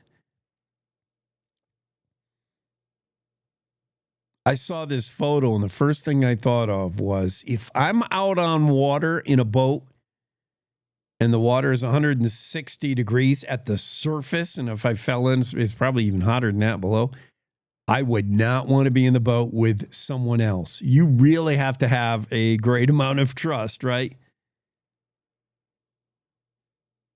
In whoever your partner is on this flimsy little boat. Did anybody else think of this? This is my first thought. Here's the boat. That's Rick Hutchinson on the right, rocking the trucker hat. Look at that thing. That's when they used to make ball caps really tall. That's the trucker hat there. And if I'm Rick or if I'm Jim, I'm thinking the other guy, you better be a dependable dude. Don't stand up in the boat. Don't do anything weird. And don't rock the boat. You got to be super careful. Where's that song, Rock the Boat?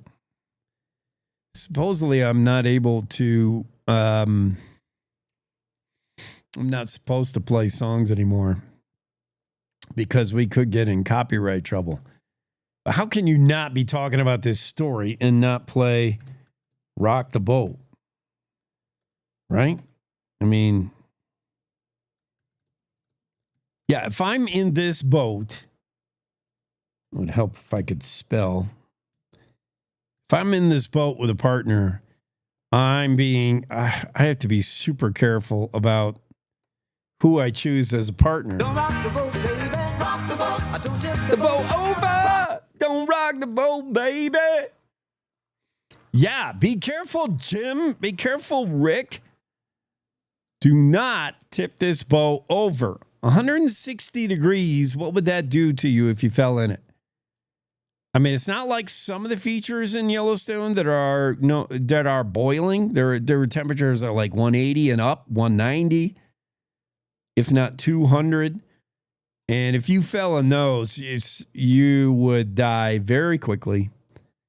And a day later, there'd be no evidence of you except bleach bones. Grand Prismatic is not that hot, but it's hot enough. You don't go swimming around in it. And even if I'm in the safety of the Little Dipper, I'm worried about my partner. But it was a custom-built boat. The one and only time people were floating out there on the Grand Prismatic Spring. As Andrew Rossi puts it, it's pretty cool the way he started the story. He said only 12 people have ever walked on the moon. Only 22 people have ever descended to Challenger Deep, the deepest point of the Pacific Ocean. And while the official number has never been calculated, a comparable number of people have ventured out onto the surface of Yellowstone's Grand Prismatic Spring. Just a handful, probably. Jim Pico, Rick Hutchinson being two of them. But there weren't many people that got to go out onto the Grand Prismatic Spring. And if they did, they had to do it between 1992 and 1996. And they had to do it aboard the SS Little Dipper. Interesting story from Andrew Rossi. David Madison writes this. This could send shockwaves through the ski industry, including ski resorts in Jackson Hole, ski resorts across Wyoming, Montana, and the Mountain West. The particular ski resort we're focusing on is Sun Valley Resort in Idaho, famed Sun Valley, once the choice of the Hollywood jet set crowd. They used to all love to go to Sun Valley. easily accessible by Californians. Today, they all come to Jackson Hole. We know that. But there's a lawsuit that's being heard by the Supreme Court over there in Idaho against the Sun Valley Ski Resort, which could have major implications and could be so-called nuclear verdict. Should the plaintiffs win, it could have big implications for other ski resorts. The lawsuit is brought by the widow of a man who skied into a snow gun, basically, a snow-making gun. And I'll show you a photo in a moment of what it looked like. First, let's have David Madison talk a little bit more about it with Wendy Core.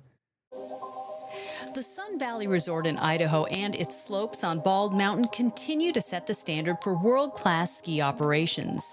That's why a recent Idaho Supreme Court ruling against Sun Valley stopped ski industry watchers in their tracks and raised concerns about an avalanche of liability lawsuits.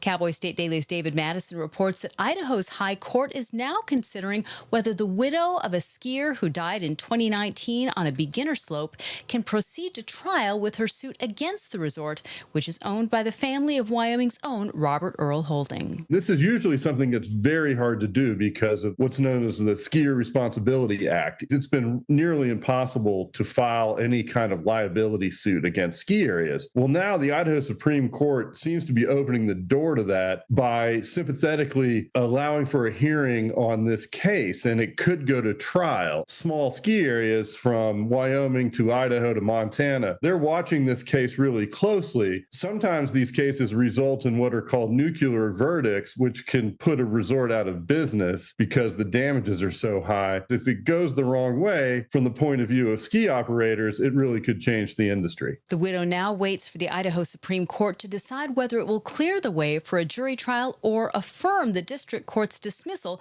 based on Idaho law that places heavy responsibility on skiers for their own safety. Yeah, I'll be interested to see how that comes out. Here are the plaintiffs in the story, Stewart and Laura Milas, seen here in the podcast view. There is, you can see in the podcast, we're sharing this photo, there is one of those snow guns that's marked by yellow and a yellow kind of padding. I have to say, if that's on a beginner slope and that's not fenced off more properly, that's just kind of hanging out there, that is easy to run into, in my opinion. If you suck at skiing, if you're brand new at skiing, that tower nozzle snow gun you see at Snow Valley Resort here is Sun Valley Resort with the yellow padding. That, again, I don't want to influence, I'm not that I'm going to influence the Idaho Supreme Court, and I always err on the side of, companies. I hate lawsuits. I hate wrongful death suits. They just raise the cost of everything for everybody. They ruin everything for everybody. They could extinguish how many small-time ski resorts that can't afford it anymore if this verdict goes the wrong way. It's not going to bring the deceased back. It's just going to ruin skiing for everybody else from here on. I'm not about that, but I got to say, this hazard in the middle of a ski run is very hittable to me. I can see running into that.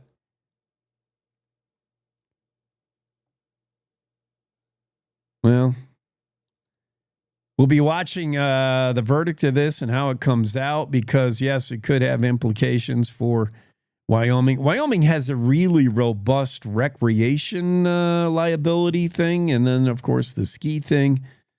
We'll talk to a lawyer. We'll talk to one of those lawyers who might even be hearing a case like this. Her name is Cassie Craven. We'll do that next after this break. Logan Wilson here at the M Building in Casper, Wyoming. They do more than just support businesses and private events. They support nonprofits by offering reduced rates to help the community thrive. The staff here at the M Building have been incredible in helping me organize a fantastic event. They are great partners for those who want to make a positive impact on the community. Come check out the M for your next event. Our beautiful world is changing, withering, dying by the hands of those who don't value nature, even though we all depend on it for life itself. But there is hope. Together with caring friends, the Nature Conservancy can restore our lands, heal our waters, and save our wildlife with big solutions only nature can provide. But every day we lose more of the places we love, and we urgently need to save endangered lands, waters, and wild species. The actions we take today will determine the tomorrow we leave to our children and grandchildren. The water they drink, the air they breathe, the beauty they experience. To learn more about how you can help protect and conserve our beautiful world, visit nature.org today. At Renewal by Anderson, we ask, why should we only feel the love on Valentine's Day in February? We have declared the entire month of February as the month of love. That's right, we did it. We laugh at February snow and cold. We love installing the best new windows and doors. We love how warm, cozy, quiet, and more valuable our awesome windows and doors make our customers' homes. Love, love, love. Tell someone you love them today, and please book your free estimate right now at rbawyoming.com. Feel the love every day in February with Renewal by Anderson. In every family, small conversations can make a big impact. I grew up on tour with my parents. Kind of different, but we bonded over music just like other families do over sports, camping, or other interests. And we talked.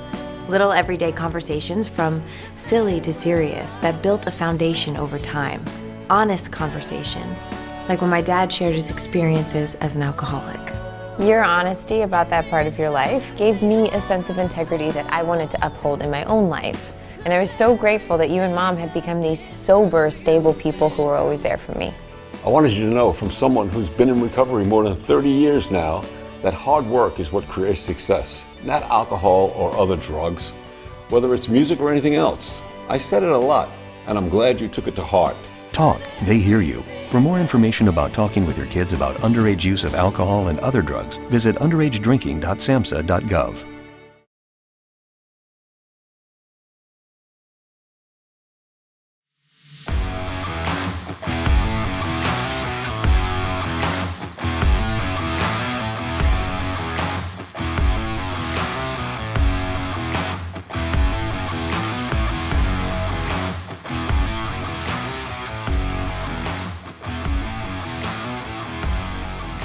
Cowboy State Daily Show continues this Monday. Cassie Craven into the Zoom room. Cassie, I got the zoo going on outside right now.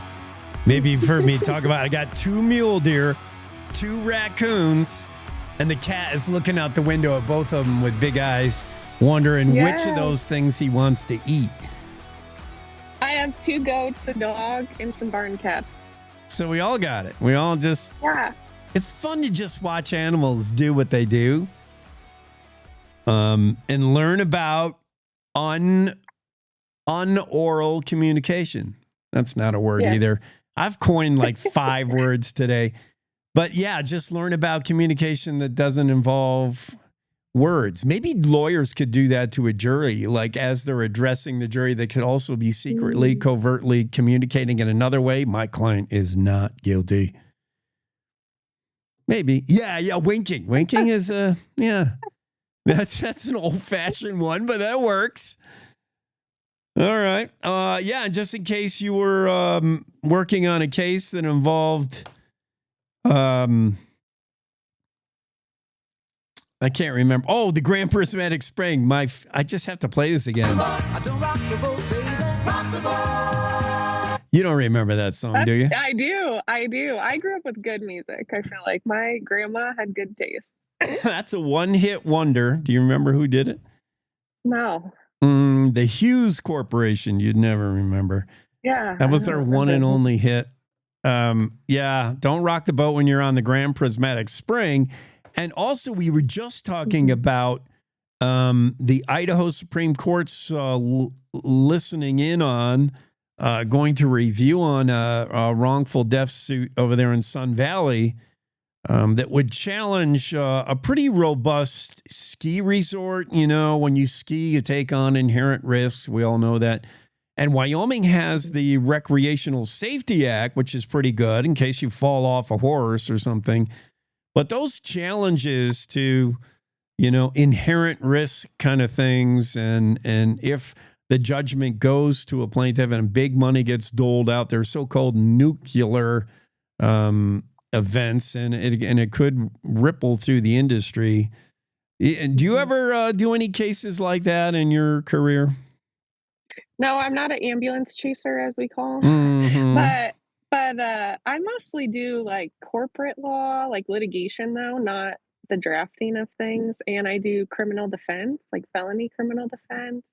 I used to be a public defender, I used to be a prosecutor, so that's, like, my love. But I don't know. To me, there's just inherent risk in all that. I don't know what you can really sue for and have it be valid. Right, right. In this case, yeah, it's a snow gun out there in the middle of a run that's well designated, but still, if you're not good at skiing, maybe you can't avoid it. But Then don't ski. yeah, I If you're know. not good at Right. skiing, then May- don't ski. Maybe skiing's not for you if you run into we've all seen bikers on the side of the road that run into a speed limit sign. Maybe skiing's not for you if you Oh, hit an God. inanimate object. Good Maybe point. walking and chewing gum. Like, let's start there. That is sensible lawyer advice. And you talked about some of the things you've done in your career early on. One of your first cases as a defense attorney was to take on a murder case. Everybody told you, don't do it. Don't take this case. You're not going to win it. And you won it. And I learned so much about you in your latest column. I can't help but think, Cassie, before you pressed send on that column, how many times you double thought it because you really shared a lot about Cassandra Craven. I mean, this very personal, really cool. I learned so much about you and what makes you tick.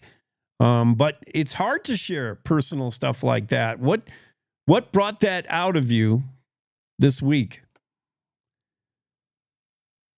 I don't know. I mean, maybe we're all tired of hearing about politics, but maybe also, I don't know. I just felt like I wanted the people that read my columns yet don't seem to know me, appreciate me, or understand me. I wanted to sort of give them a little taste of why I think the way that I do.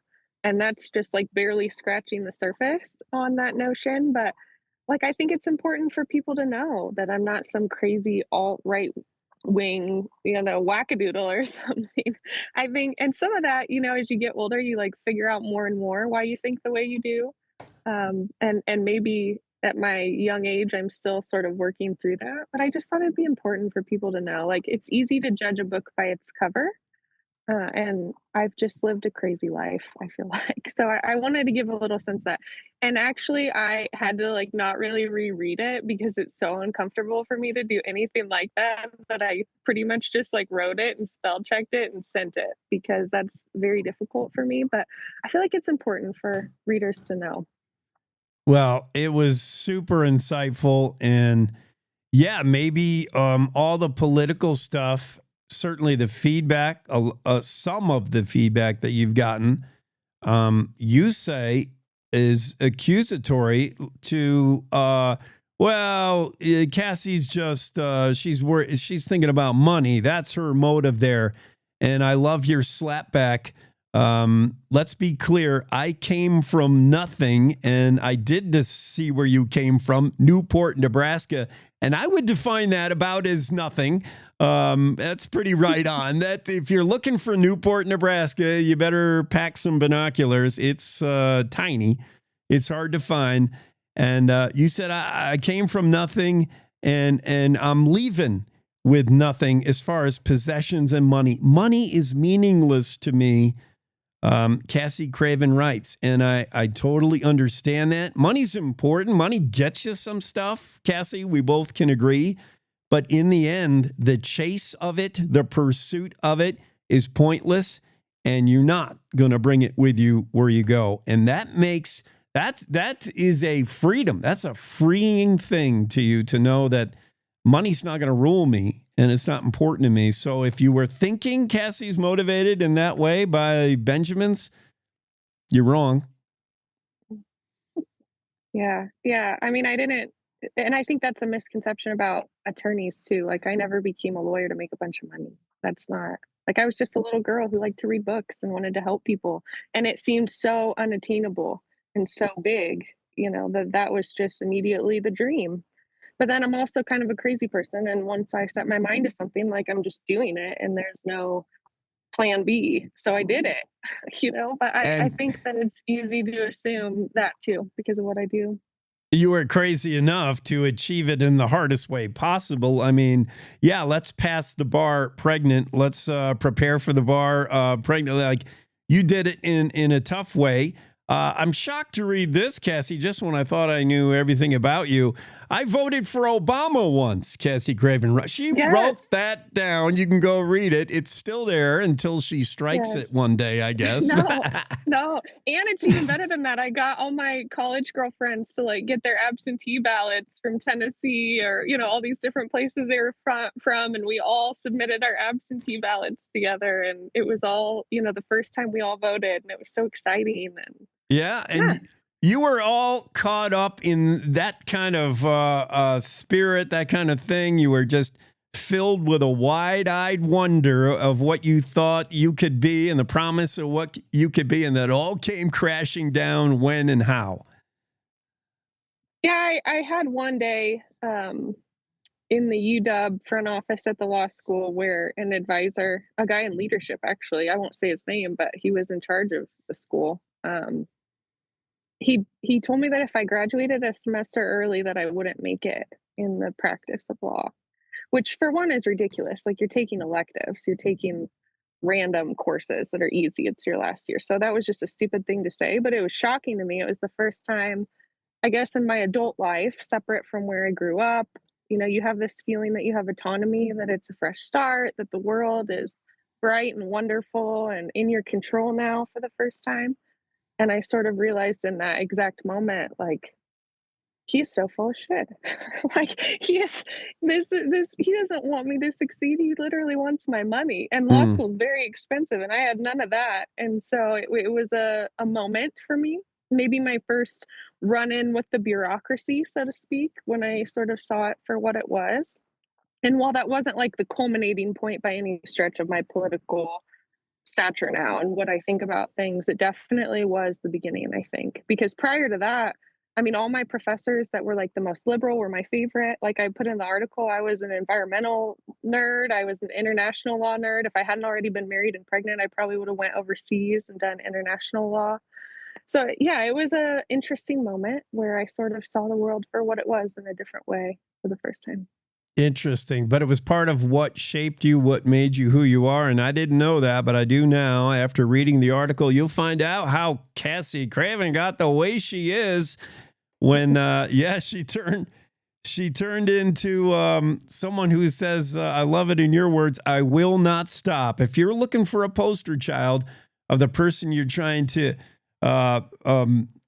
name as there's somebody who's just they're just a rabble rouser, they're just I don't even know what you call it, but Cassie, you're on the right track when you're swimming upstream in a lot of ways. When you're not with the masses, when the masses say you're doing it wrong, you must know you're onto something right.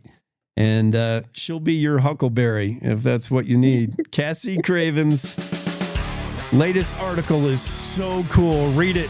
Cowboy State Daily. You got to check it out. Cassie Craven. You'll find out so much about her and know how she got to be the Cassie Craven, who are blessed to have on the show every Monday. Thank you, Cassie. Have a great day. Thanks, Jake. You bet. Find out more about Cassie Craven. Read her article in the Cowboy State Daily today. We got to jump out for news. Wendy Korb, we'll see you on the other side of that.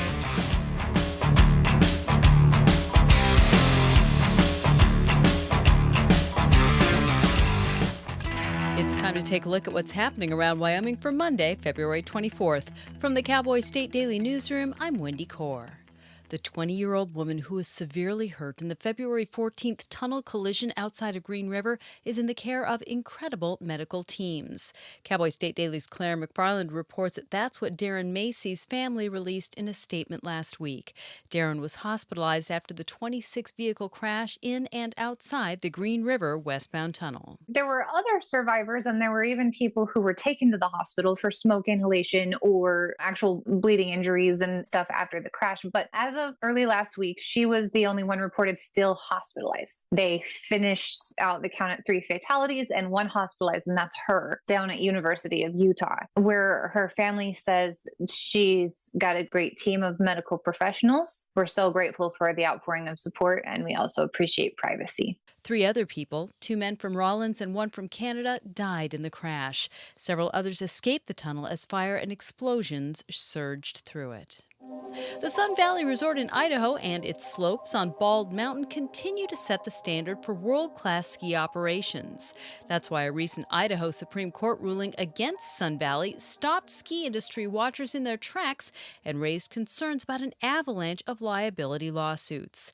Cowboy State Daily's David Madison reports that Idaho's High Court is now considering whether the widow of a skier who died in 2019 on a beginner slope can proceed to trial with her suit against the resort, which is owned by the family of Wyoming's own Robert Earl Holding. This is usually something that's very hard to do because of what's known as the Skier Responsibility Act. It's been nearly impossible to file any kind of liability suit against ski areas. Well, now the Idaho Supreme Court seems to be opening the door to that by sympathetically allowing for a hearing on this case, and it could go to trial. Sometimes these cases result in what are called nuclear verdicts, which can put a resort out of business because the damages are so high. If it goes the wrong way, from the point of view of ski operators, it really could change the industry. The widow now waits for the Idaho Supreme Court to decide whether it will clear the way for a jury trial or affirm the district court's dismissal based on Idaho law that places heavy responsibility on skiers for their own safety. Chancey Williams' new hit song, The Ballad of Uncle Don, has hit #1 on the CMT music charts.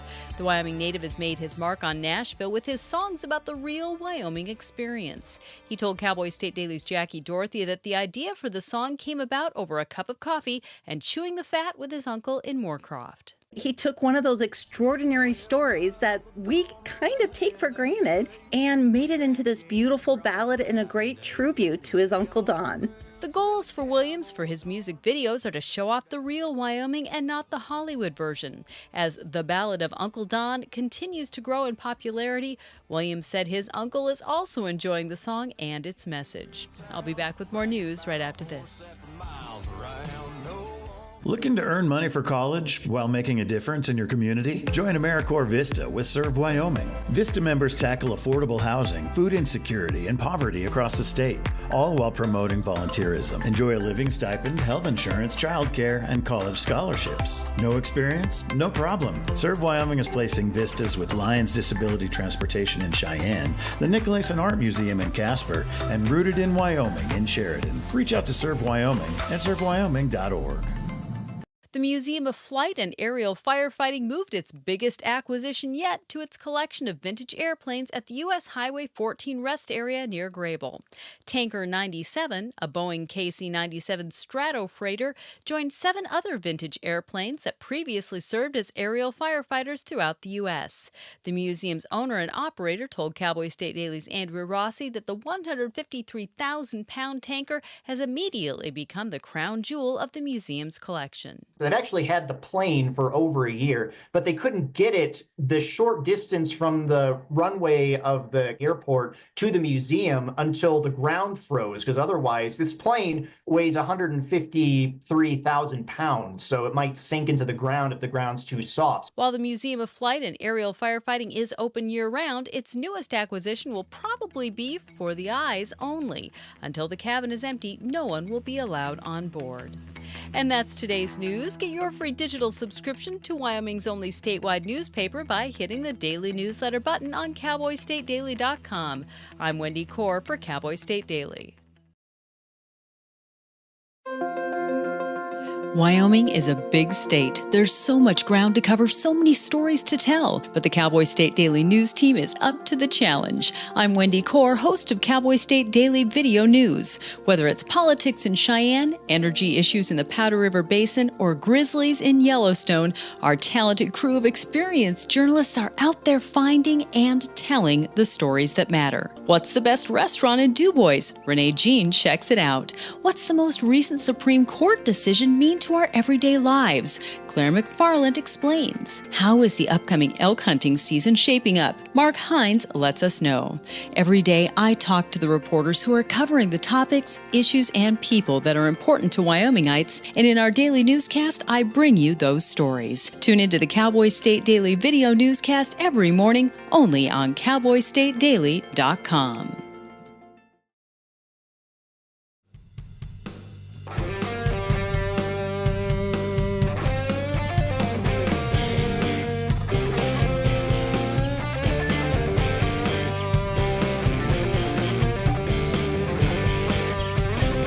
Cowboy State Daily morning show with Jake continues into the Zoom room. David Madison. David, you've been a busy guy. You got a lot of stories that we got to cover. We're not going to be able to get to all of them. Well, let's start with the basketball one. That was my favorite. Yeah, great job on that. We got to team up in more ways than one there. I got kind of choked up listening to your calling that game. Well, maybe you set it up so the listeners know what we're talking about. Yeah, and I'm glad I almost made you cry. Because one of the things you try to do when you do play-by-play is to, convey the sense of a game, the sense of a moment, the gravity of a moment, and I was glad I was able to do that just on behalf of these girls. But it was funny how the story came together. David reached out and he said, hey, by the way, did you know a friend of mine in Jackson said your girls basketball team won a game for the first time in a million years?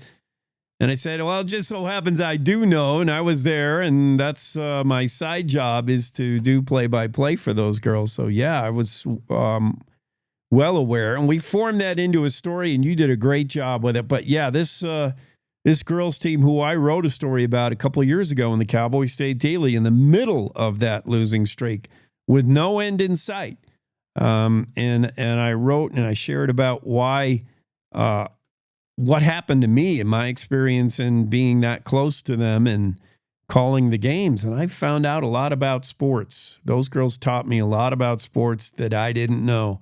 For me, sports is the final score, David. And the final score never went in their favor, ever. 79 straight times they were on the wrong end of the final score. But I figured out, and they taught me that sports is bigger than that. And when I watch these girls dive for loose balls with 30 seconds to go in the game, and they're down 48 points, and I'm like, what are they doing? Yeah. Like, what? What's wrong with these girls? And why do they show up at practice the next day? And why will they come out and play again? Only to get drubbed. And I got on board that train, and that train pulled into the station last Thursday night. Woo! In dramatic fashion. I mean, last second shot. It was really fun interviewing Mads Holland, the captain of the team. And her telling me about coming up with this ritual where they bless their shoes on the locker room floor. And yeah, it definitely just speaks to the character of these kids, just sticking with it. 3 of them used the experience of not winning as an inspiration for their college essay. and that seemed to have paid off. The coach told me that they're all going to get some kind of academic scholarship at the next level. And so, yeah, I was inspired. I'm a huge basketball fan. A reader reached out from Sheridan and reminded me that wasn't there another losing streak that just got snapped? Yes. Like a 90-something? Yeah, a 90-something. And I just did share that the other day, and I'm not remember. I want to say it was Upton, but yes, that's true. A longer got, and I think it was in 1A. But yeah, you're right. So yeah, a lot of good feedback on that story. Yeah, it was pretty cool. Heading into March Madness, it's not going to end. We still have a lot of fun basketball to watch. Yeah, and I'm glad that you did such a great job of that story. As close as I am to this team, you informed me on things that I didn't know. I didn't know they did those ritualistic things before the game. They were trying to snap that losing streak and trying anything they could think of, and the blessing of the sneaker. I didn't know that. I had no idea. That would have been cool to know at the time, but yeah, that's the one that worked, I guess. So that was really great insight and a fantastic story. Check that out. Jackson Hole girls basketball team snaps 79-game losing streak with a big shot and blessed sneakers. Cool. How about let's see. Oh, the Sun Valley verdict. Boy, I am a little nervous about that. Wyoming has a very robust recreational policy act or whatever, which covers people, the dudes that come out and fall off a horse, get bucked off a horse or something.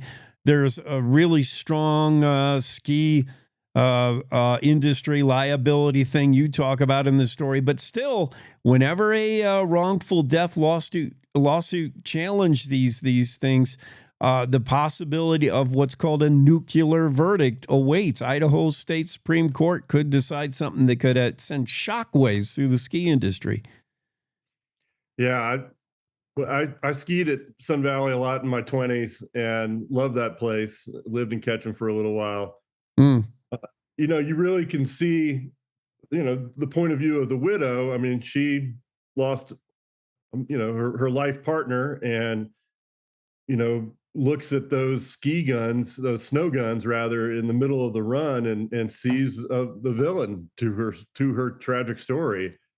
And then you have the small time, I guess not small time, but smaller resorts. I interviewed the general manager at Lookout Pass, which sits on the Idaho-Montana border there in western Montana. And, he really gave voice to the small time ski operator, saying, look, our insurance rates are already going through the roof.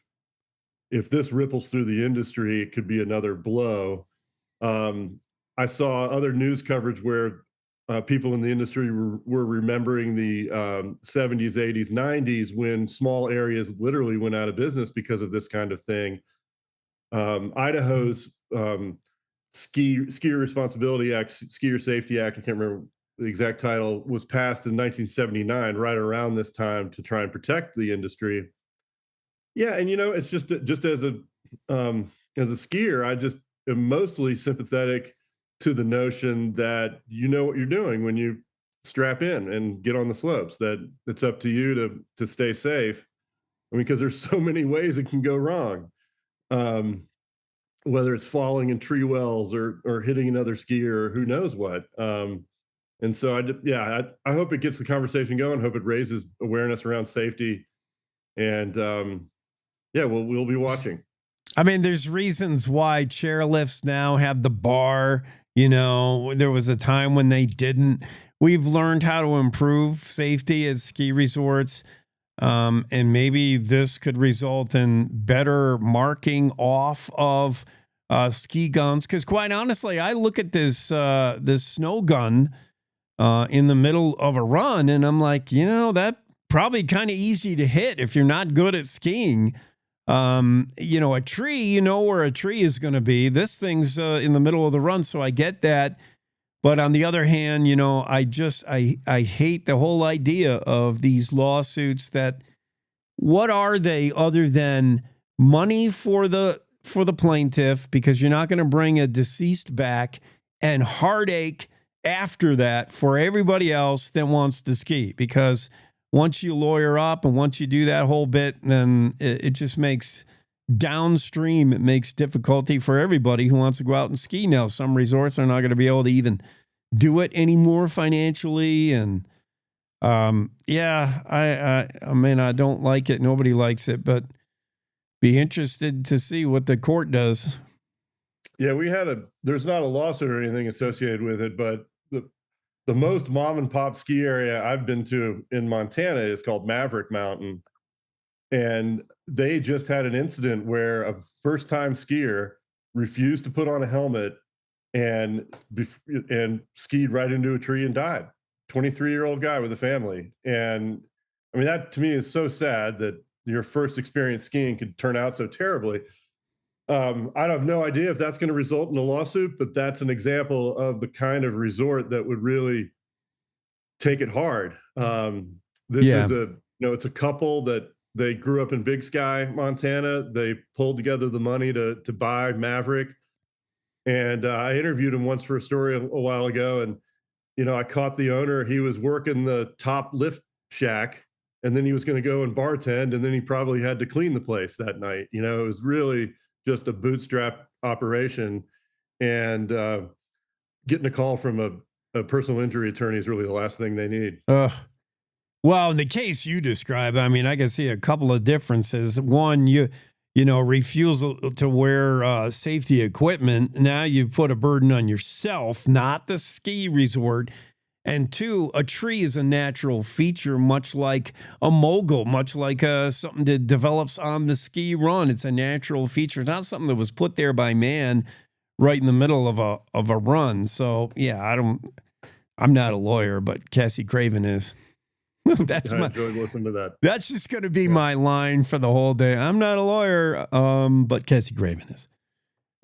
Good story on the comic, the zine, Strange on the Range. So cool. What a scene. What a cool comic. Take us into this story and how it all got started. You talked to J.L. Mast. You talked to the young lady who's creating Strange on the Range, Ella. What's this about? So yeah, Ella Bishop Heil. She is a conservation manager for a ranch outside of Casper. Got a science degree from University of Wyoming. So she leads a very business-like career, doing science out on the range. But she's also a graphic artist, and she's sympathetic to others like herself in Wyoming who don't easily find community among comic artists, because it's such a spread out state and isolated. And, it's not Portland, it's not Seattle, it's Casper and the rest of the state. So she took it upon herself to create a publication that gave voice and gave a venue, gave a platform for these different comic artists from all over the state. And I was just inspired by the do-it-yourself attitude and the community too, the creative community that came together around this. And it features quirky things about Casper.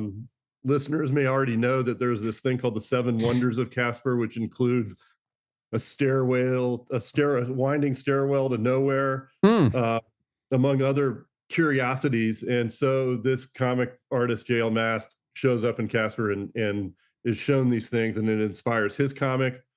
The CEO or the executive director of Arts Cheyenne, she is a illustrator as well, and she came up with her own comic for this publication. And then they're also hosting a gallery opening. So the work that's featured in the first issue of Strange on the Range will become a month-long art exhibit in Cheyenne in June. And so I think that is another just inspiring example about how the creator of Strange on the Range, how Ella has really done what she set out to do. She has really begun to build a community of like-minded artists, and that will probably snowball, right? Like there's someone who was, who's toiling away with their own art and their own comics, and now they can find some validation and find a place to get published. Yeah, I hope that is inspiring in that way, because Casper, Wyoming, arts, they don't go in the same sentence. You mentioned places like Portland, Seattle, Taos, New Mexico. I mean, those are art culture, meccas. Casper, Wyoming is the last place you would think of when it comes to fostering the arts, but I am all about it. I love it. Yeah, it reminds me of Boise back in the 90s. Yeah. When Boise was boarded up and kind of down on its luck, and now it has major music and arts festivals, and it's a metropolitan area to be reckoned with. And I bet Casper is on that similar trajectory. I hope so. Strange on the Range, new underground publication featuring an eclectic mix of Wyoming comic artists. Find that story in the Cowboy State Daily by this guy, David Madison. One more story. Let's check out Yellowstone, where even environmentalists calling themselves tree-hugging hunters want more Yellowstone bison hunted. There's a lot of buffalo in Yellowstone, and when they leak out, especially to the north of Montana, the fear of brucellosis and all that business, that they're encouraging a more pressure, more hunt. Yeah, this is not a new story. I think what was new about our reporting here was that, one, conservationists are framing themselves as hunters and sportsmen who want to see a larger population, the word would be recommended population based on this 2024 management plan that a lot of work went into. And if you manage to a degree where there's about 6,000 bison, they're migratory animals, right? They're going to try and leave the park looking for different range. And now it is possible to hunt them. Tribal members do it out of tradition and out of treaty rights. But I do believe that anyone can apply for a tag and possibly harvest an animal. But really, I think what they're saying is if we have a sustainable population, it's going to put more wild bison on the landscape. And one of the benefits of that is that more people will have the opportunity to hunt. The state of Montana has taken the position that, hold on, when you read the fine print of our agreements, we thought that you weren't going to increase to this degree. We want to see that number 6,000 get cut in half. And so there's some really hard feelings among folks around this. I've gotten a lot of emails following the story, and it's not going away. We've been arguing about this for more than 100 years, honestly. Yeah, we have. And what David's talking about, I kind of set up earlier in the show, trying to, show you where we are now with bison population in the West and in Montana and Wyoming. This species is back, and in some places it's back to a little over proliferation. They're hard on the land as far as their grazing and their impact on land. They do carry disease, and when they leave Yellowstone, there is fears. And already, to mitigate that, there are culls of the herd that involved simple slaughter, and so why not hunt in addition to that or instead of that? Makes sense. Or relocate. The tribes around Montana are creating their own herds. I'm not sure these were Yellowstone bison, but I got to visit the new herd on the Chippewa Cree Reservation up near Big Sandy, Montana, Rocky Boy. Yeah. And it was so inspiring. We were there at sunset. I was there with the film crew, and yeah, you felt like you would step back in time to see those animals on the landscape. Right. And it's more than just seeing the animal on the hoof. It's how they're incorporated into the Native American, whatever tribe it is, into their culture, into their way of life. There was a time when there was a harmonious relationship there that both, Native American depended on the bison. And of course, white men kind of removed that aspect. I'd love to see that component come back and a return to what was and something a little more natural. Makes sense. Yeah, I know the Blackfeet and Fort Belknap. There's at least 3 that I can think of in Montana that are reestablishing herds. Very cool. David Madison has those stories and a whole bunch more. We did not have time to get to, but appreciate you coming on, David. Have a super Monday. You too, Jake. All right. David Medicine, Cowboy State Daily. Check out his stories in CSD.com. We got more going on today and more guests coming up.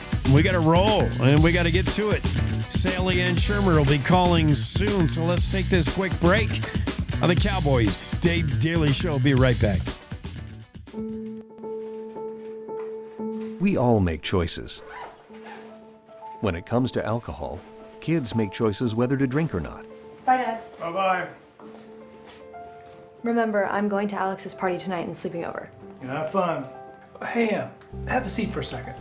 Remind me about that party again? Alex is just... And adults make choices whether to talk about it. That's true of parents and every other trusted adult in a kid's life. Kids want to know our expectations when it comes to alcohol and other drugs. They want guidance and honest answers to their questions. And it makes a difference when the message is consistent and part of everyday conversations. So talk with your kids and help lead them on a positive path. Because when you talk, they hear you. For more information about talking with your kids about underage use of alcohol and other drugs, visit underagedrinking.samhsa.gov. If you're watching this, I didn't make it. Thanks to people like you and the American Heart Association, my family never had to see this video. I was a healthy 47-year-old, no symptoms, but then my doctor discovered I had a bad heart valve that was beyond repair. The scariest day of my life was when I was sitting on a gurney. Deep down, you know, this could be it. This little heart valve did something really big. It saved my life. I wouldn't be here today without it.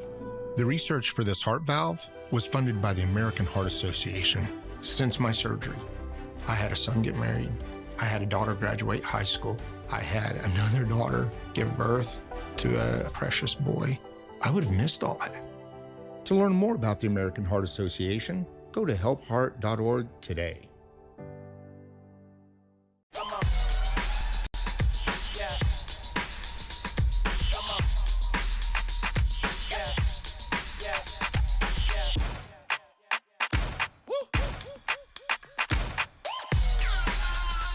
You're not going to get it all right. Just make sure you nail the big stuff, like making sure your kids are in the right seat for their age and size. Get it right at nhtsa.gov/the-right-seat.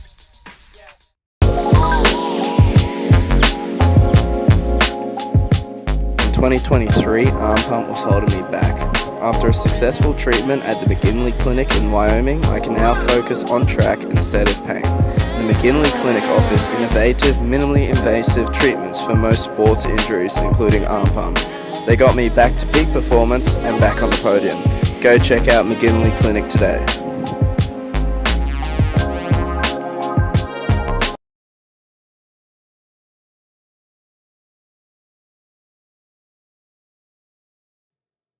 Cowboy State. Sorry, we got to play a little music, Sally Ann, to get us back into out of break. Cowboy State Daily Show with Jay continues here in the third hour. Sally Ann Shermer joins the conversation. Sally Ann, what are you doing this Monday? How are you? I'm pretty good. I thought maybe we could talk about the University of Wyoming Hall of Fame class being announced. That's a pretty big deal. Oh, I didn't know that. Wait a minute. Yeah. Oh, good.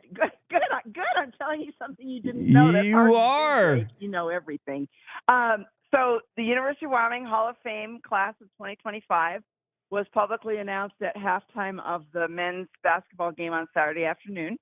And there are 7 inductees this year. And I thought really quick I could just throw out the names for our listeners in case they're not aware. And then I'll talk a little bit about how it's selected and all that. But the inductees for 2025 are Casey Bramlett, football. Yep. John Wendling, football. Kurt Jimerson, basketball. Mike Mulvaney, baseball, Lori Klein Waddell, basketball, and Hugh Loam, wrestling, and drum roll, Josh Allen. So that's our class for 2025. We obviously think it's a fantastic class. For people who want to know, the first question always is, will Josh be there? The banquet is September 5th, Friday night, September 5th. So obviously Josh will not be able to join us.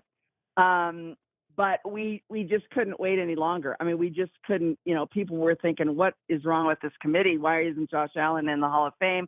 And so it's perfect timing, of course. And the selection was made actually, the committee meets in mid-January. So the selection was made before he was named MVP of the league, of course. But it's a big deal. This is a very historic class. So not only do we have the NFL's MVP going in, but Kurt Jimerson, for those who are unaware, played basketball at Wyoming from 61 to 63. And he's considered a trailblazer in that he's the first African-American to receive a scholarship at Wyoming. And he's had a great life. He got a degree in education from UW. He was a great player at UW. He got a degree in education. He served in Vietnam. He was honorably discharged with a boatload of awards from Vietnam. And then he went to the FBI Academy and spent his life as an FBI agent. So he's got a really great story. And that's the thing about this Hall of Fame is that, you might only recognize a name or two from the list. And then you read the biographies and you meet these individuals at the banquet and you think, wow, this is really something. I mean, the highlights to me are people that I did not know anything about prior to the banquet, like a rodeo star, for example, or somebody who's in a sport that doesn't get the headlines and the publicity and the inches that the other sports get. But anyway, it's a great thing. And the banquet is open to the public. We get a lot of questions about that. It usually sells out, but it is open to the public. It's at the Rochelle Gateway Center in Laramie. It's very fancy. It's a fantastic evening. And it's always the Friday night before the home opener. So this year, that is Friday, September 5, and tickets will go on sale, I would say mid to late spring, and it is absolutely open to the public. I love when you learn more about a player beyond the baskets and the touchdowns, and you really see the player fleshed out in 3D life. Yeah, that's really cool. Right. And and the other thing is what the committee tries really hard to do, and kind of it's in the bylaws even, is focusing the inductee on just what happened at UW, because this isn't like so. For example, I mean, Josh Allen is great now and will continue to be great, and Kurt Jimerson had a really great life and really has contributed to society, but we want to focus on what they did at UW, so that's why a lot of, some people flourish after UW, but it's really, what they did at the University of Wyoming that the committee tries to concentrate on first and foremost. And then, we don't want I shouldn't say this, but we do kind of some basic background checks if we have any question at all about their life off the field, because we don't want derelicts in the Hall of Fame, obviously. And so it's a great thing. And like you said, learning about them off the field is usually just as or more interesting than learning about them on the field. So we're very excited, and it's been my great honor to be on the committee.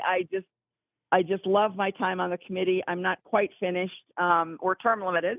So I'm not quite finished, but it's been a real honor to delve into the history of Wyoming athletics and get some of these really deserving people in. So it's been great. Like Sally Ann says, you have to be deserving. It's really embarrassing when you get to the Hall of Fame ceremony and you say, so-and-so could not be with us tonight. He's currently incarcerated in Rawlins. It's not a good look. I can't believe John Wendling isn't already in the Hall of Fame. Casey Bramlett, I know. What the heck?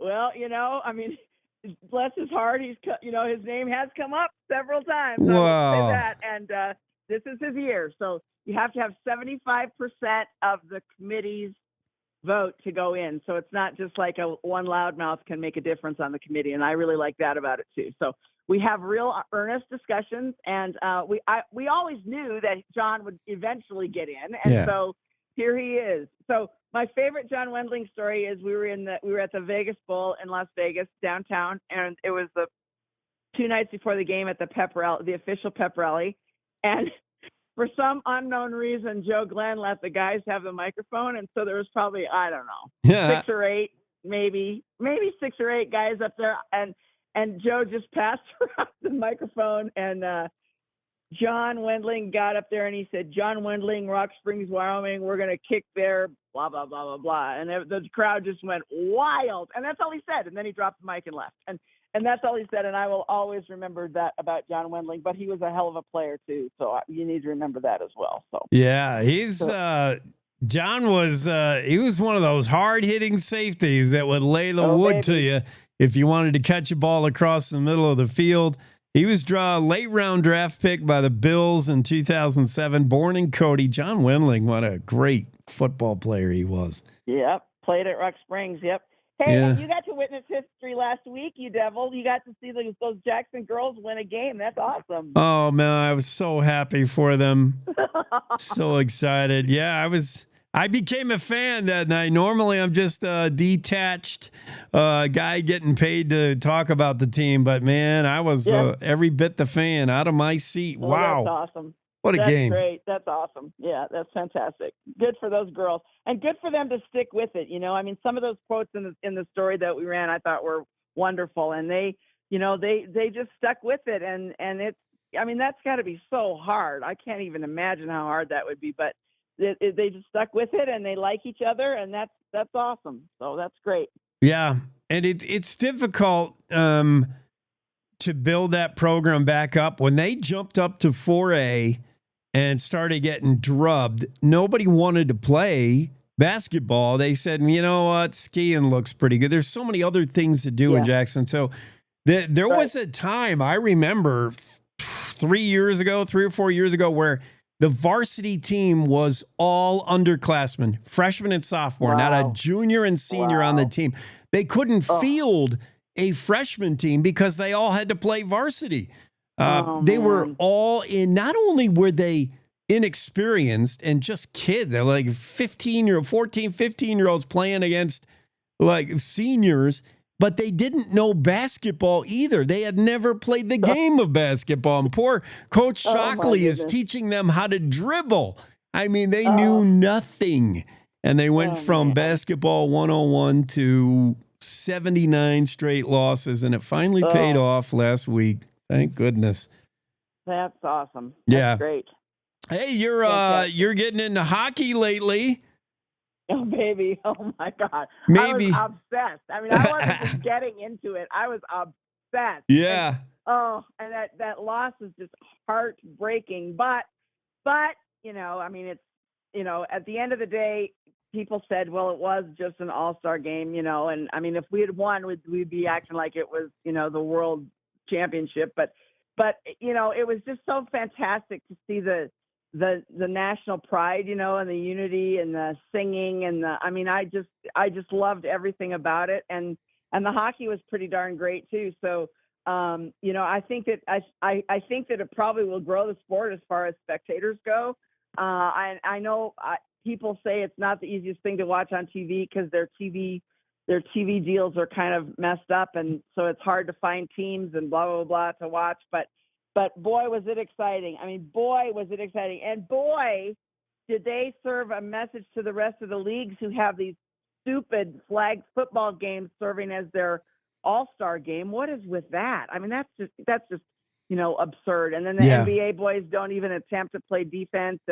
But I mean, and this was real sport. I mean, obviously this was real competition, and I loved everything about it. And of course, being home during the day helps because I got to watch those morning games too. But boy, I'm a big fan of the Four Nations now. I'll tell you what. I hope they continue it because I thought it was just fantastic. The Four Nations face-off was like a mini Olympics, and it featured guys, at least in the U.S. and Canada, who get paid millions to play, took time off from their day job to play for nothing, and played harder than they played during the regular season, some of them. Right. Oh, they left it all out there, and for some reason, the U.S. players left the greatest player in hockey today, Connor McDavid, wide open in a 2-2 overtime. I mean, it was nobody near him, and he buried the game winner. Screaming, it was awful. It was awful. Oh. It was awful, but it was sure entertaining to watch, and you know, God bless those boys. I think it's just fantastic.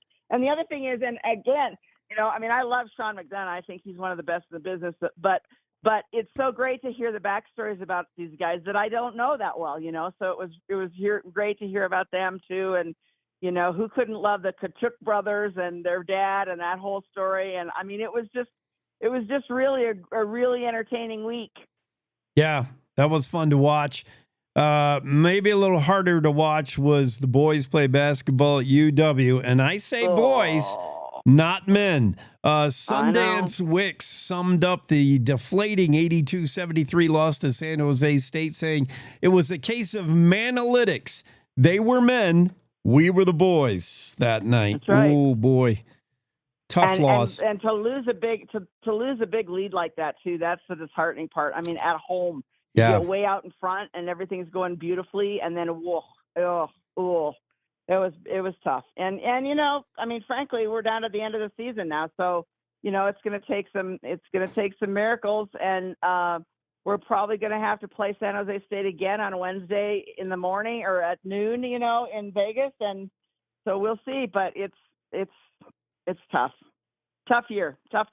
Well, the men blew a 13-point lead, but as has often happened this season, it was the girls that saved the day. The Wyoming Cowgirls did the exact opposite. They went on a 17-0 run to shock the Wolfpack, 45-42 big win over Nevada. Without Allison Fertig, who didn't play because she has a sprained ankle. So there you go. So they proved to themselves, I mean, she's a great player, but they proved to themselves that they can grind it out without her, which I thought was maybe, you know, the most important part of the whole win, because it was just fantastic, and they're just playing great. And so we'll have to keep watching them and rooting for them, and you know, they go to Vegas too really soon, and so we'll have to keep our eye on them. And in the meantime, I just have to put in one plug before my column comes out on Friday. This is a state wrestling tournament week, and it's a fantastic event in Casper at the event center. If you haven't ever been there to watch every single school in the state of Wyoming wrestle at the same time, you're really missing out. It's the coolest thing ever. And with the girls now, they start on Thursday instead of Friday. So it's Thursday, Friday, Saturday at the Casper Event Center, and it's fantastic. Well, you'll have to read that column if it isn't canceled, because Sally Ann Shermer used some naughty words in her last column to describe the weather. I know, what a potty mouth Sally Ann had to talk about Wyoming weather, but there's some words that only suffice to cover weather. I mean, you just have to. There you go. I mean, that last week to 10 days has been terrible. So nice now, though. Yeah, I hear you. So we know where you're going to be September 5th at the Rochelle Gateway Center in Laramie. It's the Cowboys Hall of Fame. Who are we going to put in there? I'm excited to see that. All right. That's right. Well, thanks, Sally Ann. You're very welcome. Have a great week. Enjoy this weather. It's windy, but at least it's warm. It's warm. There you go. I'll take it's that. Warm. Yeah. Okay. Have a great week. Bye. You too. Sally Ann Shermer joins the conversation every Monday, in the third hour, and it's a joy talking to her about all things sports usually, and maybe a few more things, maybe baking every now and then. Yeah. As we keep rolling through this Monday edition of the Cowboy State Daily Show. Let's take a quick break. We'll come back with This Day in History right after these. Who can you turn to for news you can trust? Your local TV and radio broadcasters. You trust us to keep you safe during times of crisis and to deliver the weather, sports, and entertainment you rely on every day.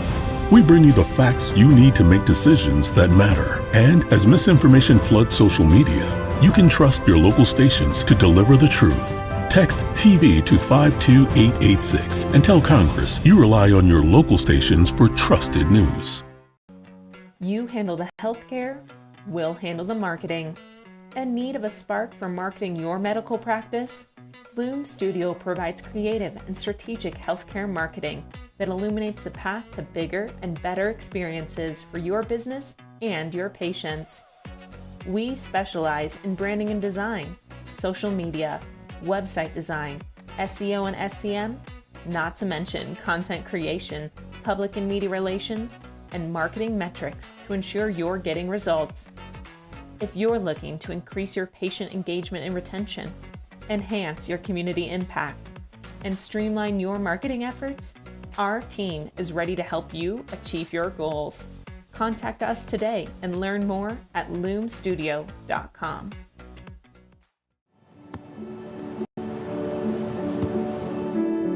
I don't remember how it started. Go to that. Our back and forth. It always came back. Dad! You probably don't remember what you told me, That was perfect. but I heard every word.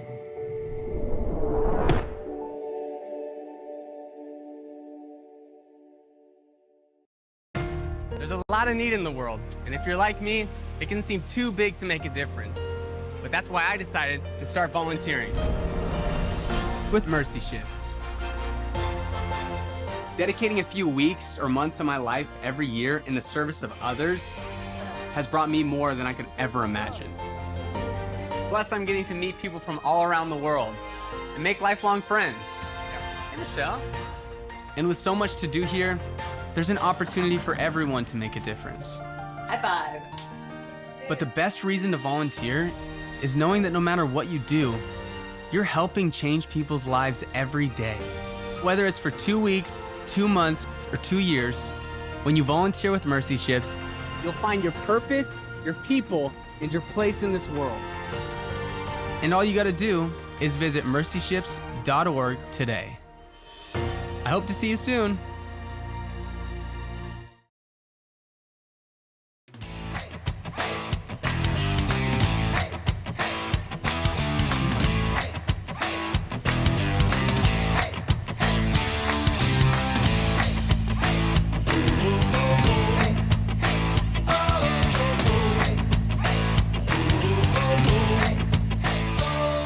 Cowboys State Daily Show continues.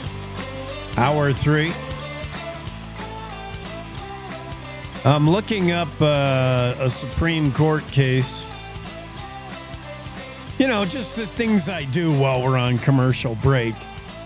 You might think I'd take the opportunity to refill the cup of coffee or go pee or something. No. I'm working. Reading the Supreme Court case, Marbury versus Madison. 1803, by the way. Something that it's probably law precedent that I should know, but I'm not a lawyer. Cassie Craven is. It was the first time the Supreme Court invalidated a law passed by Congress. Okay. It's good to know. Here's why I had to learn that. We're going to move on to this day in history. And this day in history begins with, right off the bat, this day, February 24th, 1803. The principle that the U.S. Supreme Court could rule upon the constitutionality of a statute was established on this day in the Marbury versus Madison case. Okay, so I originally read that, and I'm like, I don't even know what that means. I had to get on the Googler. Of course, the internet knows everything. And then some. This day, 1821, Mexico declared independence from Spain. That goes back a ways. February 24th, 1871, novelist Caroline Lockhart was born in Eagle Point, Illinois. Lockhart would later move to Cody, Wyoming in 1904 and became a successful novelist thereafter.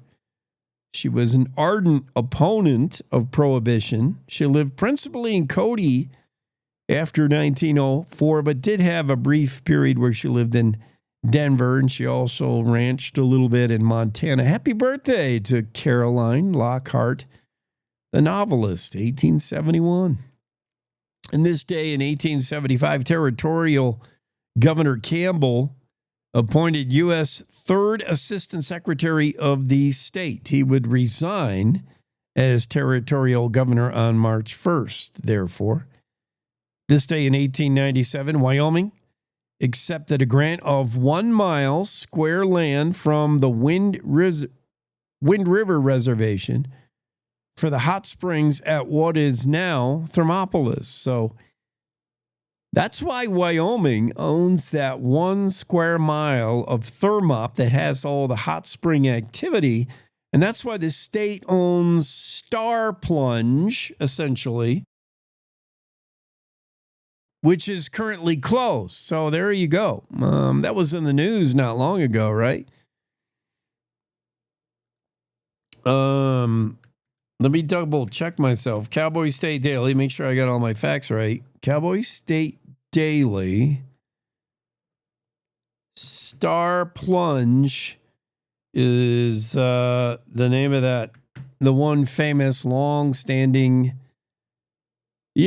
mineral hot spring in Thermopolis.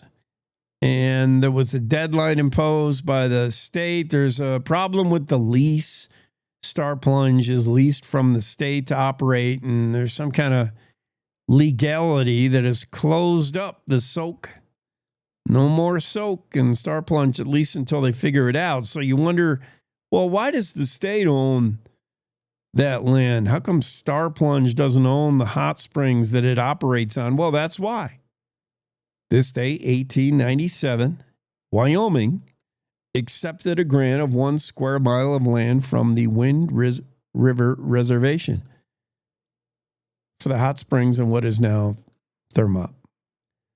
This day, 1914, Labani Hotel opens in Douglas. Happy birthday, Labonte Hotel. This day in 1916, the Cheyenne Men's Club discussed whether prohibition does or does not prohibit. Okay. Prohibition sounds like it prohibits something. Well, back in 1916, they had a lot more time on their hands to just filibuster and discuss important matters. The Cheyenne Men's Club. I just picture them sitting around a hot spring. For some reason, hot springs is on my mind. They're sitting around the spa, some kind of hot soak there. They all got big fat cigars.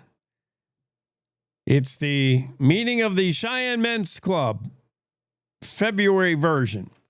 They all got their big stogies, and they're all in those one-piece bathing suits. I mean, this is 1916, right? And it's those striped bathing suits where the stripes run horizontal because guys don't care about how thin they look. Everybody knows you run the stripes up and down if you want to look thin, but it's those old full-body swimsuits men used to wear back in Coney Island in the 1908. This is 1916. The Cheyenne's Men Club sitting around the hot springs, big stogies, the striped one-piece bathing suits, and they're like, let's say, does prohibition prohibit? Very interesting.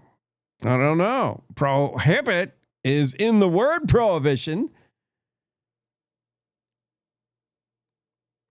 I mean, I can only make fun of it. I don't even know what this entry means, but there wasn't much going on February 24th, so I have to read it. The Cheyenne Men's Club, this will forever go down in history until they take it off the internet, discussed whether prohibition does or does not prohibit. Can't make this stuff up. Sure, does prohibition prohibit? Brilliant. This day, 1941, 115th Cavalry Regiment in Wyoming National Guard was inducted into federal service.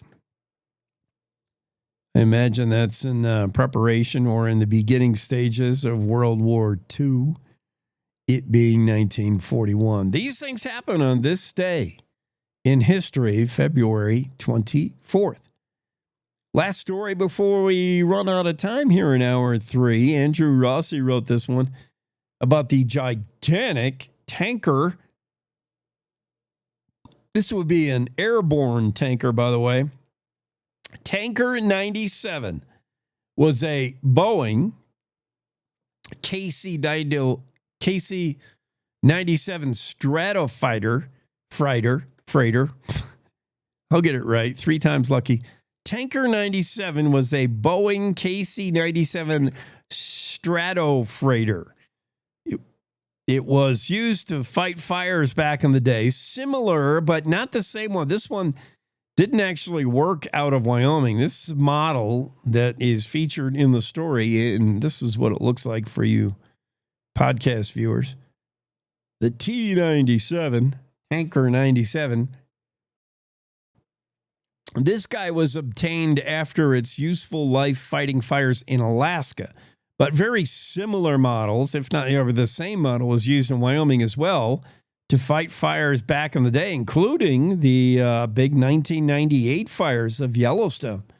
This tanker was the tanker of choice. When retrofitted with the water tanker, and you can see that kind of on the bottom here, I'll share another photo.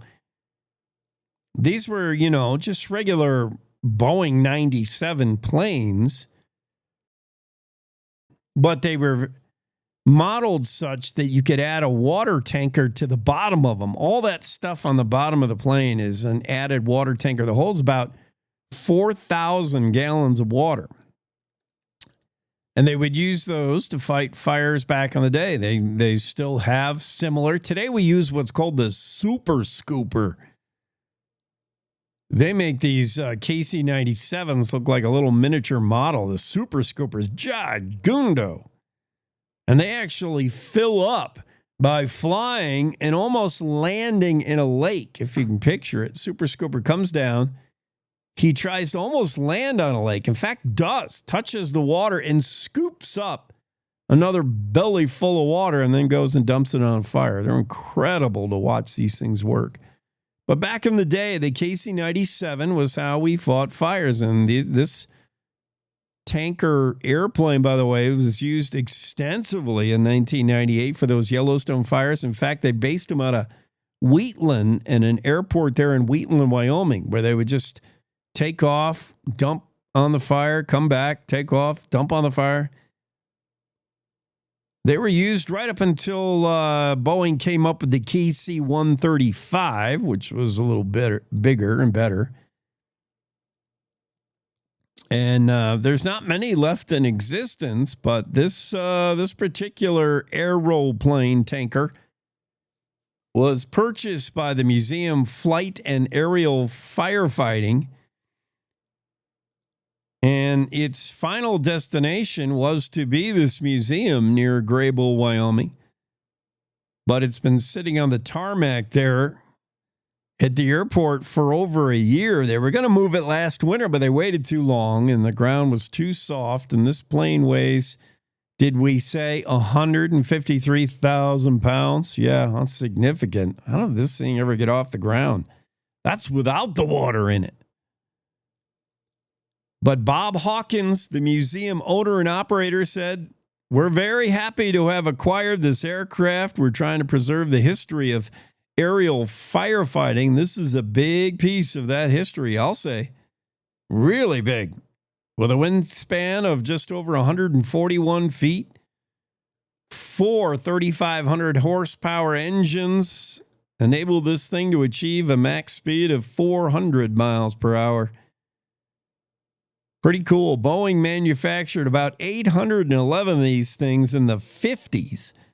And this guy's still around and headed for the Museum of Flight and Aerial Firefighting. That's pretty cool. Right outside of Graybull, you'll be able to see this thing.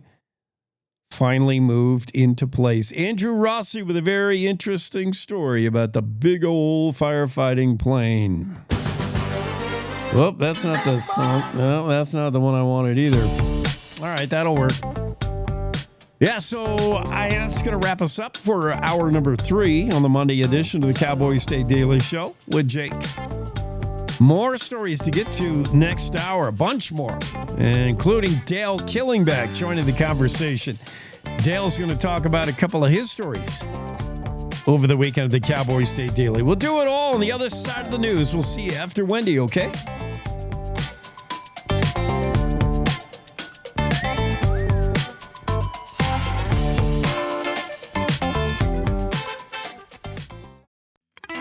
It's time to take a look at what's happening around Wyoming for Monday, February 24th. From the Cowboy State Daily Newsroom, I'm Wendy Kaur. Turkish firearms were once considered a joke in the United States, but now they're becoming wildly popular with American shooters frequently selling for a fraction of the price of domestic brands. Outdoors reporter Mark Hines spoke to Wyoming gun experts who say the Turks have made huge gains in the American firearms market with no signs of slowing. What one guy told me is what he thinks has happened is a lot of old Soviet bloc manufacturing facilities have become available in that whole area of Turkey, the Czech Republic, and kind of that part of the world. And then also a lot of patents have expired. And so these Turkish gun manufacturers have been able to patent and basically make clones of a lot of really popular firearms models. Previously, Turkish firearms kind of had this reputation being total pieces of junk, but they're starting to turn the corner and they're starting to offer, pardon the cliche, a real bang for the buck. Major U.S. firearms companies are feeling the pressure from Turkey and other countries that can offer affordable imports. Some big brand companies are starting to work with smaller companies from Turkey and elsewhere on collaborative projects. Well, for the Jackson Hole High School women's basketball team, the game on Thursday, February 20th against Riverton could have been another heartbreaker. The team had not won a game since December 18th, 2021, and the girls, especially the seniors, had experienced 3 years of defeats.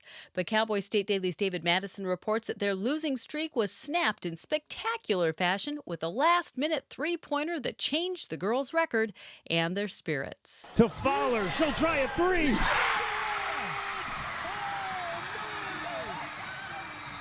13 seconds are left. They call a timeout. Coach draws up a set play. 2 seniors set a double screen, and the one sophomore on the floor, Ari Fowler, breaks free for an open shot and just drains it. I interviewed the captain, Mads Holland, and she said that they had found this video on Instagram where a girls' basketball team was trying to break their losing streak. So they took all their shoes, formed a pile, and then made a circle. The captain instructed the shoes on how well they were going to play. So when that sophomore lifted off for that last jump shot, she was jumping with blessed shoes, and she sunk the shot that broke the 79-game losing streak. None of the senior players planned to play college basketball, but when some of them sat down to write their college acceptance essays, they said they drew inspiration from their team's epic losing streak. Well, in January, someone dropped off a 120-year-old leather-bound Casper Police Department docket book to the Wyoming Rescue Mission's Rescued Treasures thrift store there.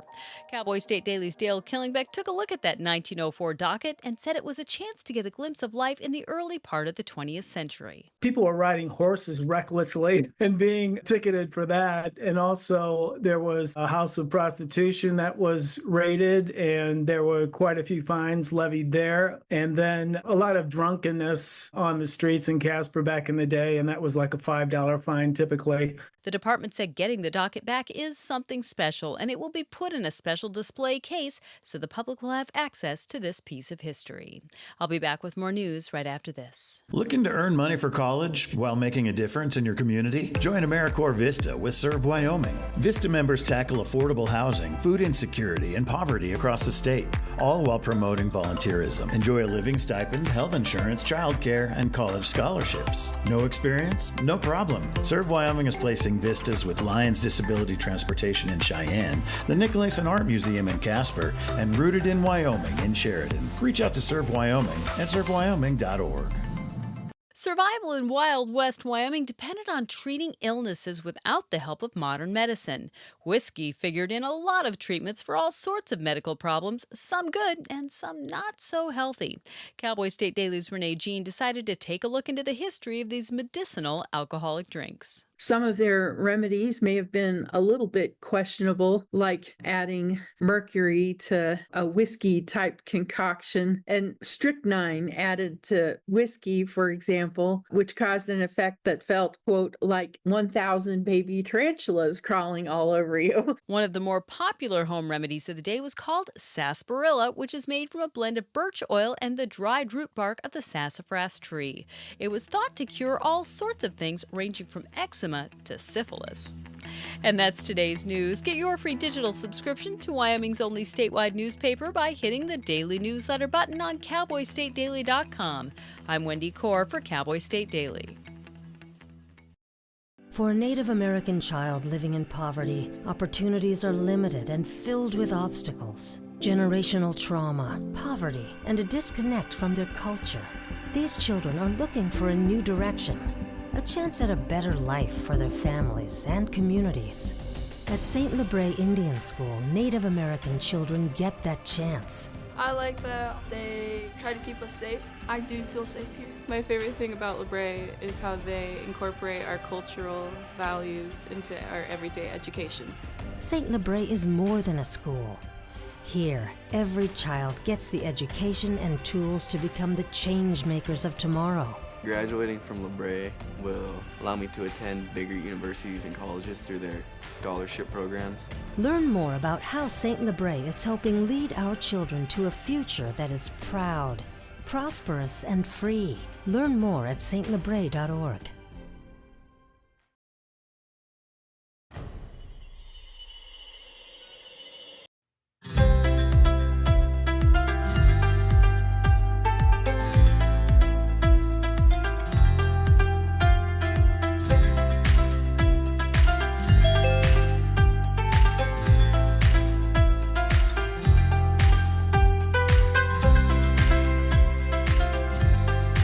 Cowboy State Daily Show with Jake continues here on a Monday edition. Hour 4. Into the Zoom room is Dale Killingback with a lot of stories. You're a busy guy over the weekend, or a lot of stories popping up. Yeah, it was actually a couple of weeks worth of work there, Jake. But what they all happened was they all landed this weekend. So they all got batch released over the weekend. Including this one, starting in no particular order. Wyoming man who wanted to feel it, he says, quote from him, when he killed a woman, gets 40 years in prison. If what he was wanting to feel was a burning poop chute when in the prison shower, he's going to be feeling it, and couldn't happen to a better guy. What a bad dude. What the heck? Seriously? He killed somebody just because he wanted to feel it. yeah, it was a terrible story. And the background of that is that, you know, he was not apologizing for him or anything, but he came from a terrible background, but he was drunk on meth and, you know, goes into this house of a woman where he had lived there in the past. And, you know, according to court testimony, had this suspicion about something going on in the house, and then just beats her to death. Basically, court testimony was that just the beating itself would have killed her, and then he takes a knife and stabs her in the heart. So just a terrible, terrible story, and a bad result for everybody all the way around. Yeah, just not somebody who needs to be out in public anymore. This is Keith Mendables, who, not good in any way. Let's go to a feel-good story because we need cheering up, and there's nothing more cuter than this photograph that we'll share with our podcast viewers. But, I think I said this earlier to Greg when he was on in the first hour of the show. I think this is the intent Walmart had when they established greeters. It was the idea that you'd be eager to see that same familiar face. I don't know if they intended the greeter to have a tail and to be slobbering all over you, But in this case, it works. This happens to be Mia. The actual official greeter is Billy Welch. And you'll see this pair at the Casper Walmart off CY Avenue. What a great story. Yeah, it's a very cool story. And Mia is absolutely a celebrity in Casper. I mean, vet's offices. She drops pucks at the hockey game here in town. So she's just got a following. Everybody goes into Walmart, so now everybody, over the past couple of years, she's been there and is now got her own following on Instagram, Facebook, and everywhere else on social media. Social media star and there to greet you with the Walmart. In fact, there's probably a good amount of shoppers that feel pretty disappointed if Billy and Mia are not on duty that day when they come by the Walmart. But this dog has an extensive wardrobe closet, I guess. Yeah, Billy told me that he's got he used to have it in the closet, but now she's got so much stuff that he has to tack it on the wall in a bedroom in the house. So he's got basically an outfit for every occasion for her. And people just, love to see the different outfits as well. So I'm guessing, but you can tell me how it really happened, Dale, that you were just, out grabbing an item there at the Walmart and you said, you know what, this dog, there might be a story here. How did you fall onto this story? Well, actually, it was not me. It was my wife. She goes, hey, there's this dog at Walmart, and so because I don't go to Walmart as often as she does. And she tipped me off to the story. Great idea. And the one benefit from women shopping and men not wanting to shop. Yeah, she turned you on to a great story. There's so many memes about guys in the parking lot of a Walmart. They're out. The wives are in there so long that they're all tailgating. They got a cooler of beer and they got the grill out and they're like, yeah, all the wives are in there shopping. But see, they're getting to meet cool greeters like Mia. That's pretty nice. She's getting me a story, so I always appreciate that. There you go. I love this piece of art. The Glendo native creates life-size moose from junk parts. This is a guy who just can't throw things away, but he can sure put them together in a neat fashion. What a great job. Wyoming native Bill Foy made this pretty cool-looking moose. I'll show you a photo of it while Dale explains. Yeah, Bill now lives in Colorado, but he's a native of Glendo, and he knows a couple that started a foundation back in 2011, and the wife passed away. And she started this foundation while she was in her last months of life. She had breast cancer, and so he knew the couple. And this year he made this moose out of. It's just crazy. You stand there and you see, all these different wrenches, pocket knife, and all these different things inside on this moose that he's welded together, license plates. So it's just really cool just to stand there and try and identify all the different things that he's put together to make this moose. And it's really a cool little sculpture. Not little, it's actually life size. So yeah, a lot of different things, taking up a couple of parking spaces too. But right. Yeah, what a cool looking. Yeah, I'm just flipping through now. There's Bill, who's a welder by trade and a bit of an artist, I would say.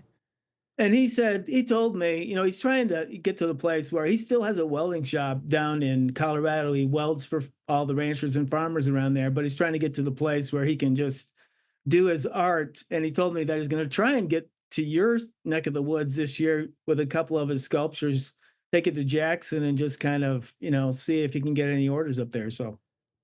Please do. Yeah, there's a little bit of an art scene in Jack, a little bit of an art scene coming up in Casper, as we heard earlier today from David Madison about that neat, cool underground zine that's going on in Casper. Jackson's a little bit of an art mecca in Wyoming as well. And we'll talk later about a sculpture headed to Jackson, perhaps, Grizz 399. But we could use even more. Bring Holy Smokes with you. The junk part moose, but nothing junky about that art. That's pretty cool. Dale, you got the story about the Wyoming man who was instrumental in the design of the B-52 engine. Everybody's heard of the B-52. I mean, this was the workhorse of a war Leonard Hobbs is from Wyoming. Yeah, he was actually born in Carbon, Wyoming, which is now a ghost town. His dad was, think of this, his dad was like the head of the water treatment or water system in Carbon back in the day in the 1890s, and then shortly afterwards, it became a ghost town. So that's probably why they left Carbon. His dad was in Rollins. And then when he was about, he was, I think 9 or so, the family moved to Texas, and that's where he went to school at. But he was kind of like a genius. He went to Texas, what is now Texas A&M, and got his degree in engineering, and then got a master's. Went to World War I, came back, got a master's at Kansas State, and then started he was like a whiz kid at these different companies. Ends up on the East Coast with this company, and over the years has all these patents, and in the late 40s helps develop the jet engine. Actually is the main guy developing this jet engine that becomes really significant for not only the military but also for commercial jet engines. So yeah, the B-52, he's responsible for that engine. Very neat. Find out more, learn more about Charles Hobbs, or Leonard Hobbs, sorry, born in Carbon, Wyoming, 1895, and a man instrumental in transforming the jet engine, making the jet engine of B-52s. Pretty cool. Wyoming, man, for a state with not a lot of people, we often contribute to history in a fun way. Maybe not quite this fun, like getting caught riding a horse down the sidewalk, or a place of a house of ill repute. But this 1904 Casper police docket that surfaced is a neat insight into the police blotter back in the day. Today, the police blotter would just be DUI after DUI after DUI. But back in the day, it still had its share of beer and drunks, but it had some fun stuff. This is neat glimpse into time. Yeah, it absolutely is. And one of the cool things was that, some of the charges were for, recklessly riding your horse. So you get a ticket for reckless riding. Is there any other way to ride? I mean, really? Okay. And one of the things I found was that this one guy, he got a ticket, I think it was for reckless riding, and he didn't have the $5 or whatever it was to pay, but he had to pay the cost, and it was like $4 and change for the court costs, and they let him go. And it's just interesting how they broke out the court costs, like 15 cents for this and 25 cents for that, and $1 for the judgment and all of that kind of stuff. So I don't know, just a fascinating look at that time. And as you said, there was one account where there was this raid on a house of ill repute in Casper, and it had this name called Cap. It had this fine to Cap and Ball, and I'm going, what is that? That's not a name. They have all these names, but then they have that. And then I did a little research and found out that there was actually a house called the Captain Ball. That was the name of the house of ill repute in Casper, and it looks like they actually find the house. I don't know if that was my understanding of what that part of the fine was. Yeah, back in the day in 1904, you'd be like, you're looking for a good time? Psst, you want to see Lily Langtry down at the Cap and Ball. Yeah. So this thing was hanging around in a thrift store, and the assistant manager, noticed and said, this might be worthy of, somebody might be interested in this. Right. Somebody just brings in their box of whatever, to donate to the thrift store, and it's got this document, and they don't know exactly who it was, but the assistant manager definitely said, hey, this is something worth, pulling aside and checking out. And obviously it was. And then they had a little ceremony, and they donated it to the police department, gave it back to the police department. And the police department plans to, when they get into their new digs here in Casper, they're currently remodeling a building for their new police department. When they get in there, they plan to have like a public display and include that as part of it, like in the lobby area. That's a neat idea. I love when you see something surface like this when whoever was writing down these things, it must have been the most mundane task. So-and-so riding his horse on the sidewalk again, June 1904. Little did they know that here in today, February 24th, 2025, we'd be looking back on this police blotter and just having a chuckle. It just tells us more about ourselves, doesn't it, when we look back at history? Yeah, it absolutely does. It's pretty neat. Hey, Dale, thanks for dropping in this Monday. Appreciate it. Hey, thanks, Jake. Appreciate it. Have a great day. Dale Killingback with some stories in the Cowboy State Daily you just have to read. I'm going to get a quick weather check here. And we'll be back with more stories of the day on the Cowboy State Daily Morning Show with Jake. Hour 4, we continue. Well, we have a bit of a Wyoming Wind Festival, I'm afraid to say. Today, tonight, and through late Tuesday, winds are going to blow very hard across the state, especially in the wind-prone areas along I-25 and I-80. That goes without saying.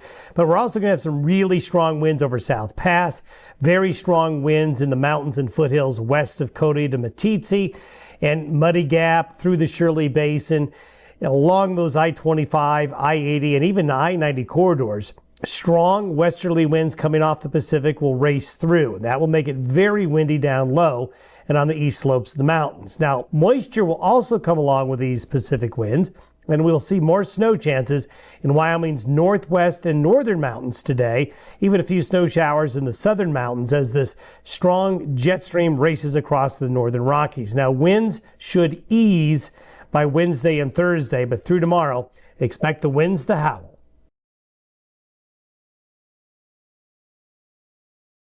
Yeah, there you go. Don Day weather forecast. Day weather forecast available on the Cowboy State Daily and at dayweather.com. You know it's a rough day in Wyoming when the wind gets howling right into right up Shirley's Basin. Woo! That's a cold draft. We got to take, do we need to take a break yet? Not yet. I really want to do the Rodeo Roadshow, but we're having trouble with that. The website, the download website, appears to be hacked or some kind of I can't get on it. Let's just say that. Also, for those of you wanting to know, and hopefully, if you're not hearing us, then you don't know. But if you are listening, you're listening perhaps on a different platform than you're used to listening to.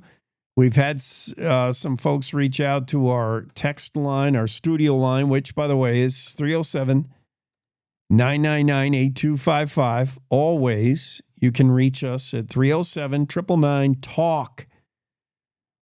Just text there if you have a question or a comment. Happy to take them. We did have somebody reach out and say, I think it was Zuby that said, what happened to your Facebook Live? And Zuby's right. We've changed platforms without getting too deep into it. We've just kind of changed the way we live stream, broadcast the show internally. And it's meant some growing pains for you, the user, and the end product externally. But we're going to get it all worked out. Currently, you can see us on most all platforms. YouTube. The easiest place is to go to the website and see us live. When the show is on, it'll be the first thing you see when you go to the website, cowboystatedaily.com. Easy. People would enjoy watching us on Facebook Live as well, because it's a place where you could go and comment.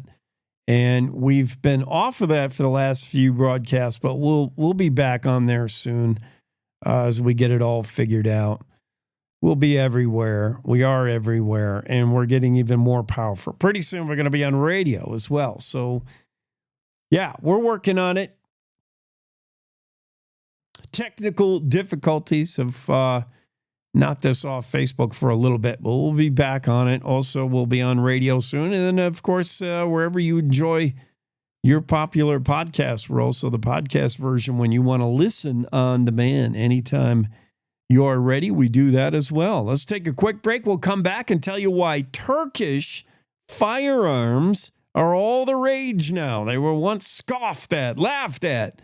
Not anymore. SHOT Show recently wrapped up down there in Vegas, and everybody talking about Turkish firearms. Find out why after this. Meet Norm. He lives with anxiety, but with the help of this latest innovation from Be Normal, he can be normal, just like everyone else. With the swipe of a finger, you can project happiness, confidence, machismo. Why settle for being real when you can be normal?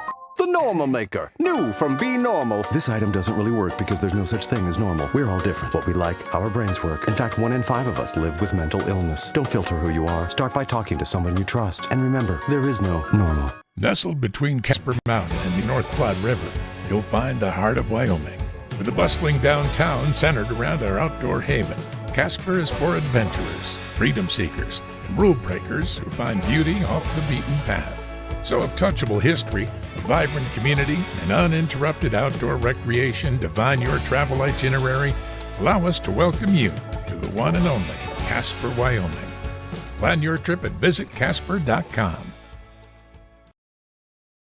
No young person should ever have to worry about having a safe place to sleep at night, or a warm meal to eat, or whether anyone cares about them. But the reality is, 1 in 10 young adults will experience a form of homelessness this year. But the good news is, there's an organization making a big difference. Covenant House. For over 50 years, Covenant House has been helping youth in crisis and giving them the support and the tools they need to succeed in life. I have no words to express how Covenant House changed my life. They just really genuinely just wanted to help me succeed, and I'm succeeding. When youth who are experiencing homelessness have a hot meal, a safe place to sleep, and love, most of all love, they can overcome heartbreaking challenges, and their lives are transformed. Covenant House is changing the lives of young people in cities across America. To learn more, go to covenanthouse.org today. Thank you for caring. Love is a lesson that doesn't end. It knows no conditions, so you better buckle in. Love keeps you on your toes. It never stops, only grows. Love isn't easy. It's a commitment, especially when they're being their most resistant. Love is being prepared for the journey ahead. Love doesn't let any concerns go unsaid. Love is finding the right seat so you can take a breath. But remember, love isn't lax. It always double checks. Check that your kids are in the right seat at nhtsa.gov/the right seat. Love protects.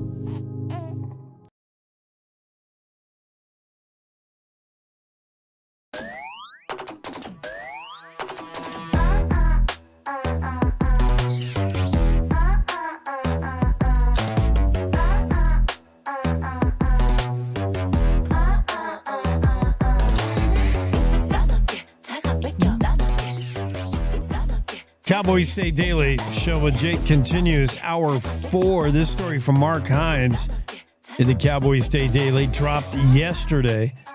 Turkish revolution hits American firearms scene with cheap, plentiful imports.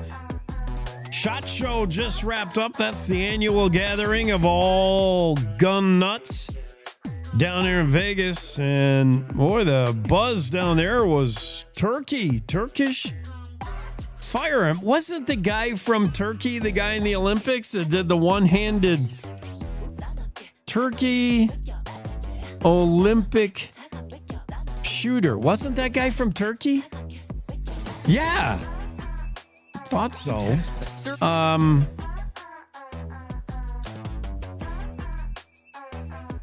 trying to find a photo of that guy. That guy was like a meme. He was all over. He's from Turkey.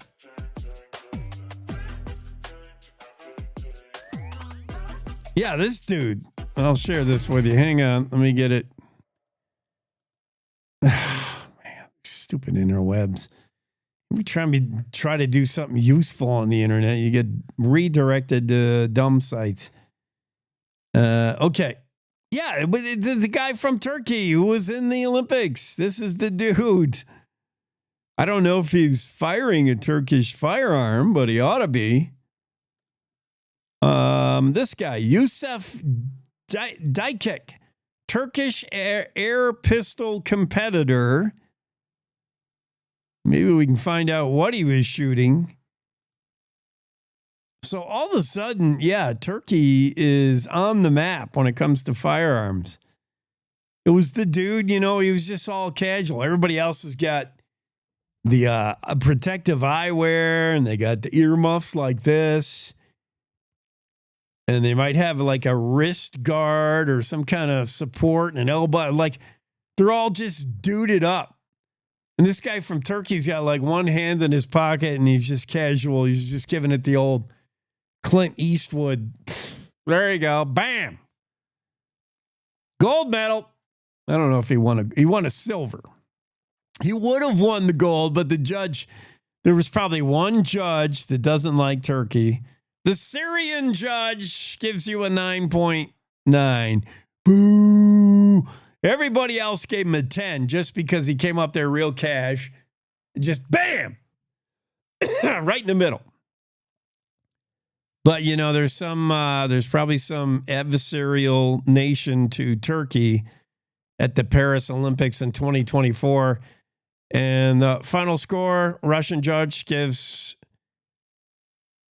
Yusuf 10, American judge 10, French judge 10, Syrian judge 9.9. Oh, boo. Because Syria doesn't like Turkey. I picked Syria because Syria doesn't like anybody and nobody likes Syria. That's probably why he didn't get the gold, because everything else about this dude says gold to me. Just the casual hand in the pocket. Let me share this photo again. This guy was like he was all over the memes. You could meme this in almost any way you want. This is me going through life. Yeah, whatever. I'm not going to try too hard. When it comes to this show, Cowboy State Daily Show with Jake, yeah, I don't know. I could prepare for it, or I could just kind of turn on the mic and wing it. Yusuf, just one hand in the pocket, bam, silver medal. How did I get off on this tangent? Oh, yeah. Turkish firearms that were once considered a dude with a hand in his pocket, barely trying, are now suddenly silver medalists. Yeah, everybody's into the Turkish Revolution. Mark Hines writes the story. Turkish firearms, once considered a joke in the U.S., now becoming wildly popular with American shooters and frequently selling for a fraction of the price of domestic brands. And there you go. There's your answer. Follow the money, as always. Wyoming shooters on a budget increasingly can't resist Turkish guns. For instance, in this story, by the way, owner of Gun Runner Firearms and Auctions up there in Cody, Scott Weber, he's a great guy. I've talked to him as well. Scott's a great dude. Scott was down there at SHOT Show in Vegas, just wrapped up last month. That is the National Shooting Sports Foundation Shooting, Hunting, and Outdoor Trade Show. Big show in Las Vegas every year, where the latest in firearms is unveiled for all these gun nuts to go down there. Scott said, I certainly saw a Turkish revolution at the SHOT Show. And a lot of it has to do with, better manufacturing by the Turks. Some of it has to do with the fact that some patents are expiring on certain weapons. And with the expiration of those patents means you can now get into the copy game. And the Turks are pretty good at mimicking and copying what they see. In fact, there's one particular firearm out there that's basically the Turkish clone of the Staccato.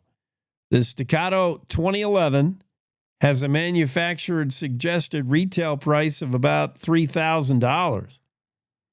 But the clone of that the Turks make might run you $750. That sounds a lot better, doesn't it?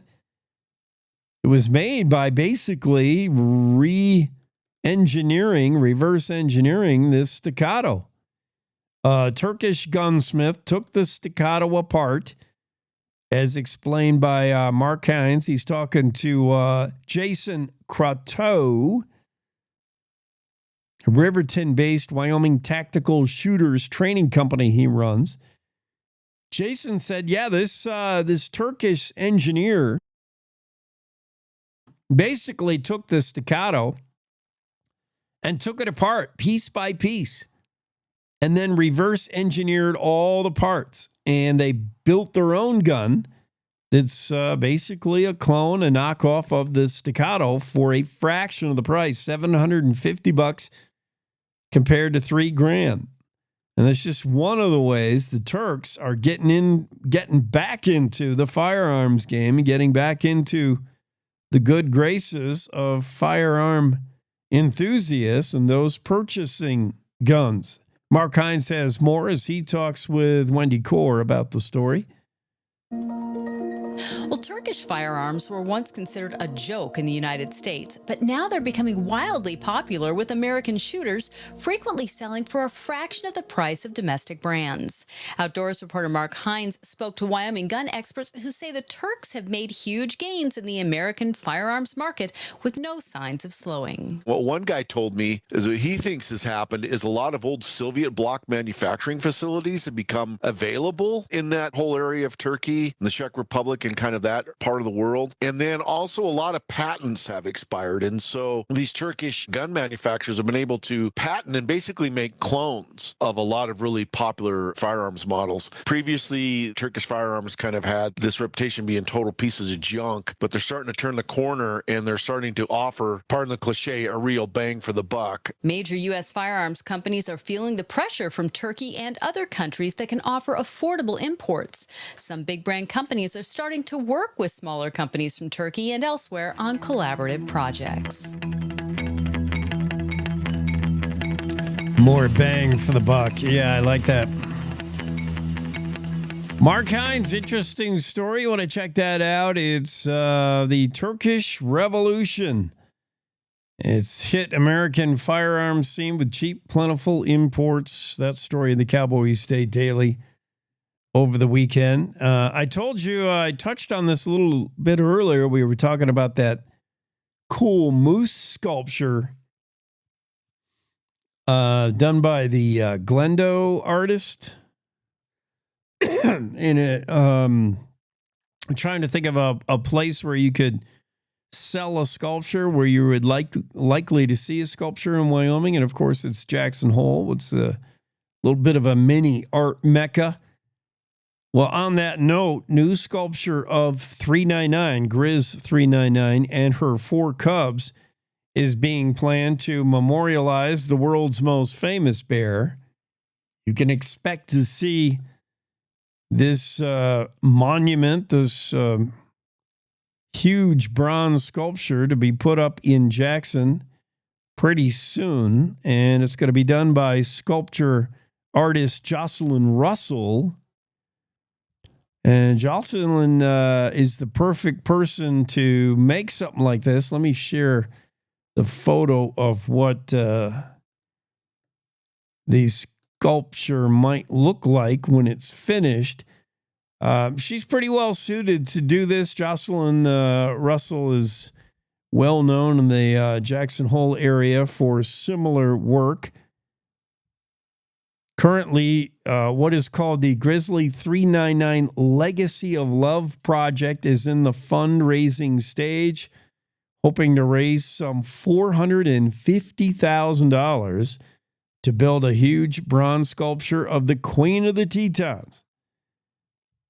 And the hopes are that this piece of artwork could be finished by Mother's Day 2026.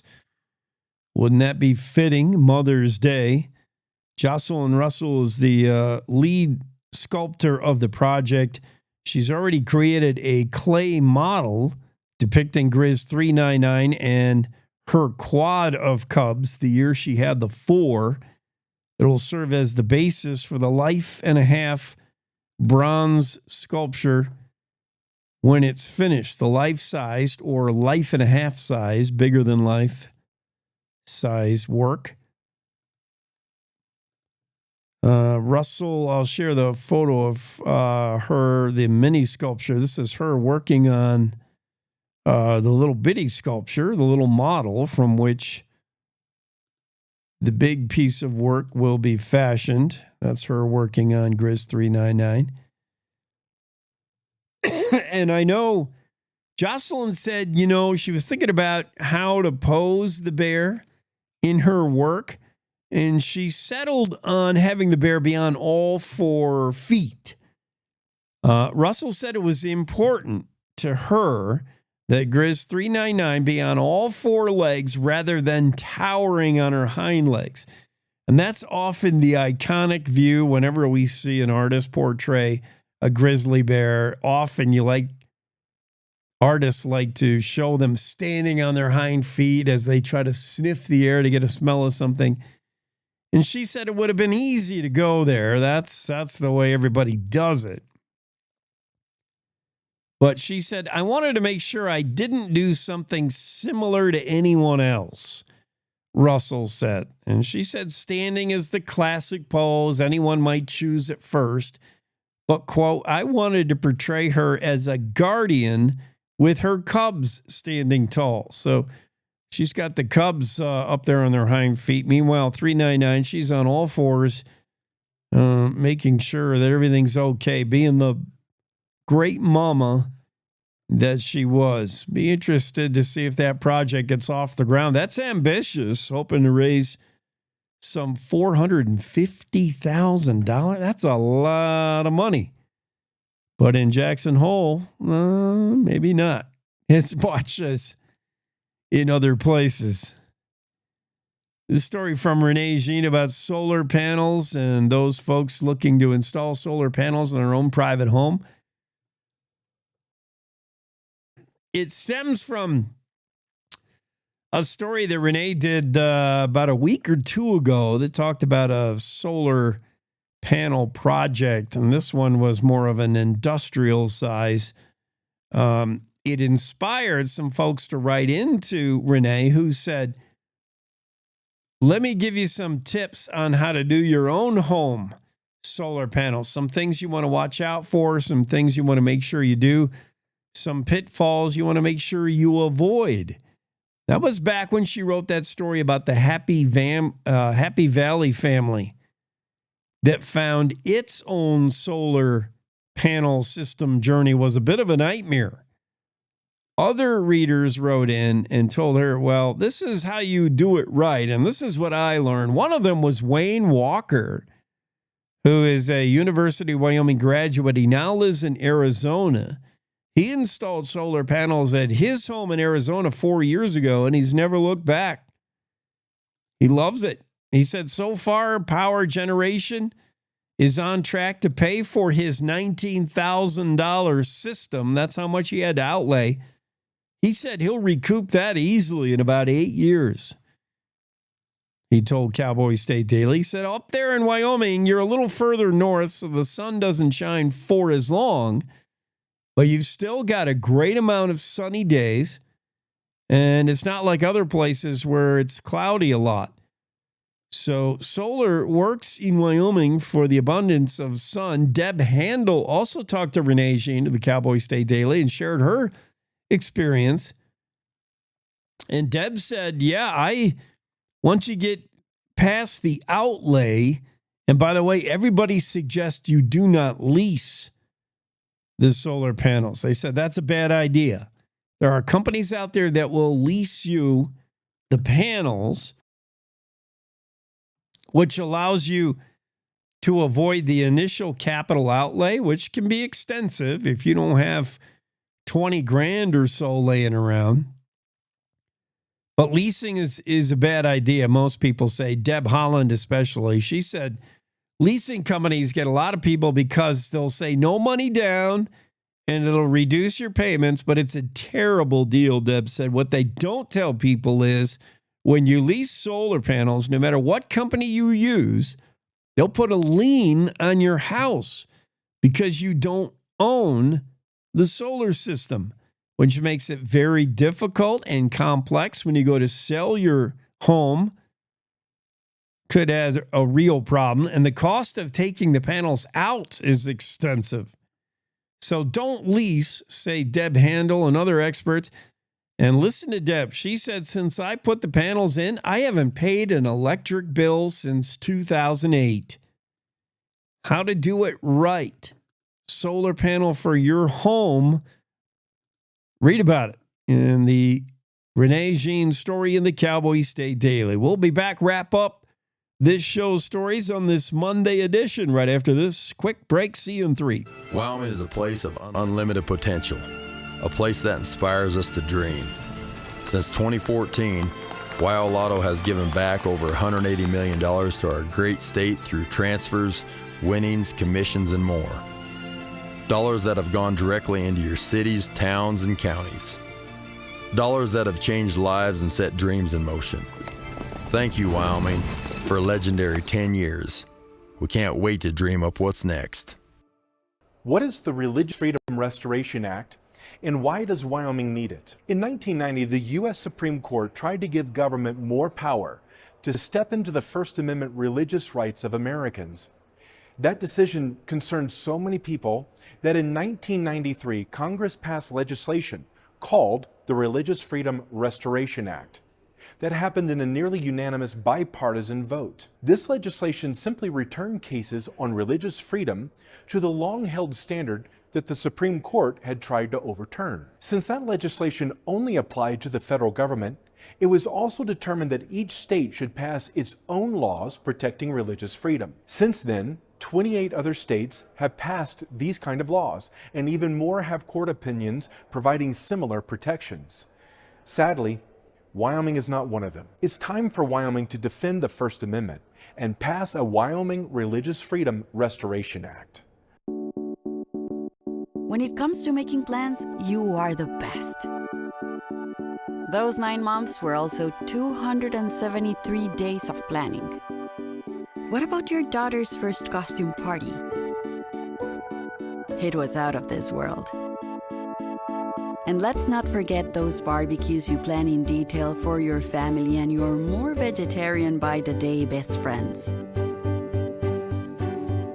That surprise party for your parents' golden anniversary?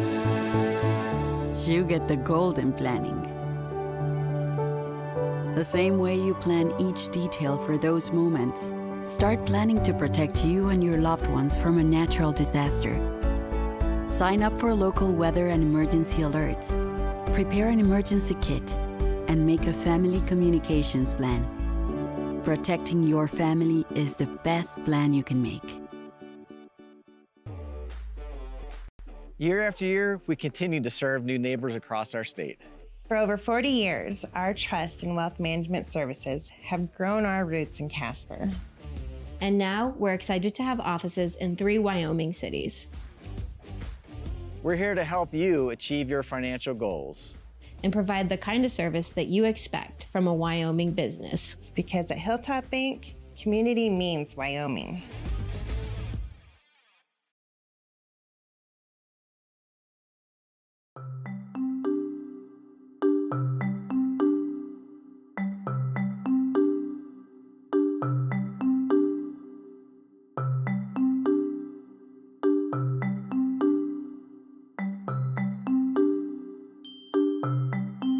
Cowboy State Daily Show with Jake continues here in hour 4. We're in the stretch run on this Monday edition of the show. Jimmy Orr has this story about Congresswoman Harriet Hageman,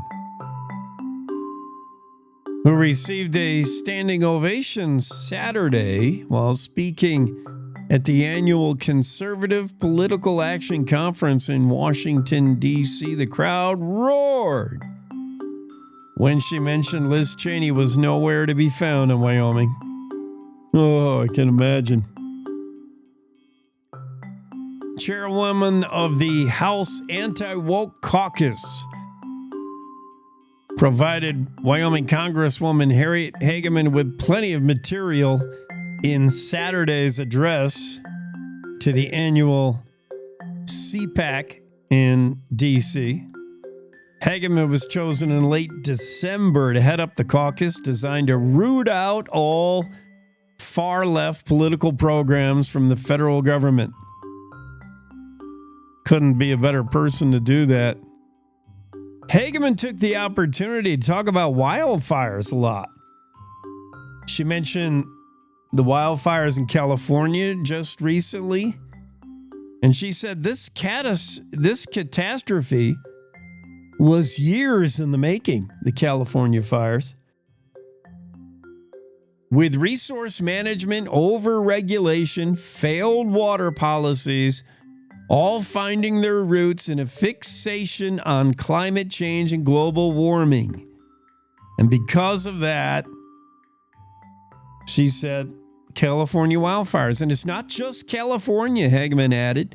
It's the policies promoted by Democrats nationwide that have led to wildfires all over the West, including Wyoming.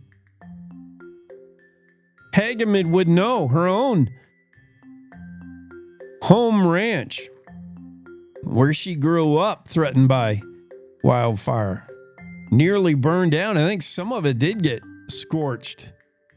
Oh, yeah, her family homestead destroyed by fires last summer. That's right. We had that story. Go check it out.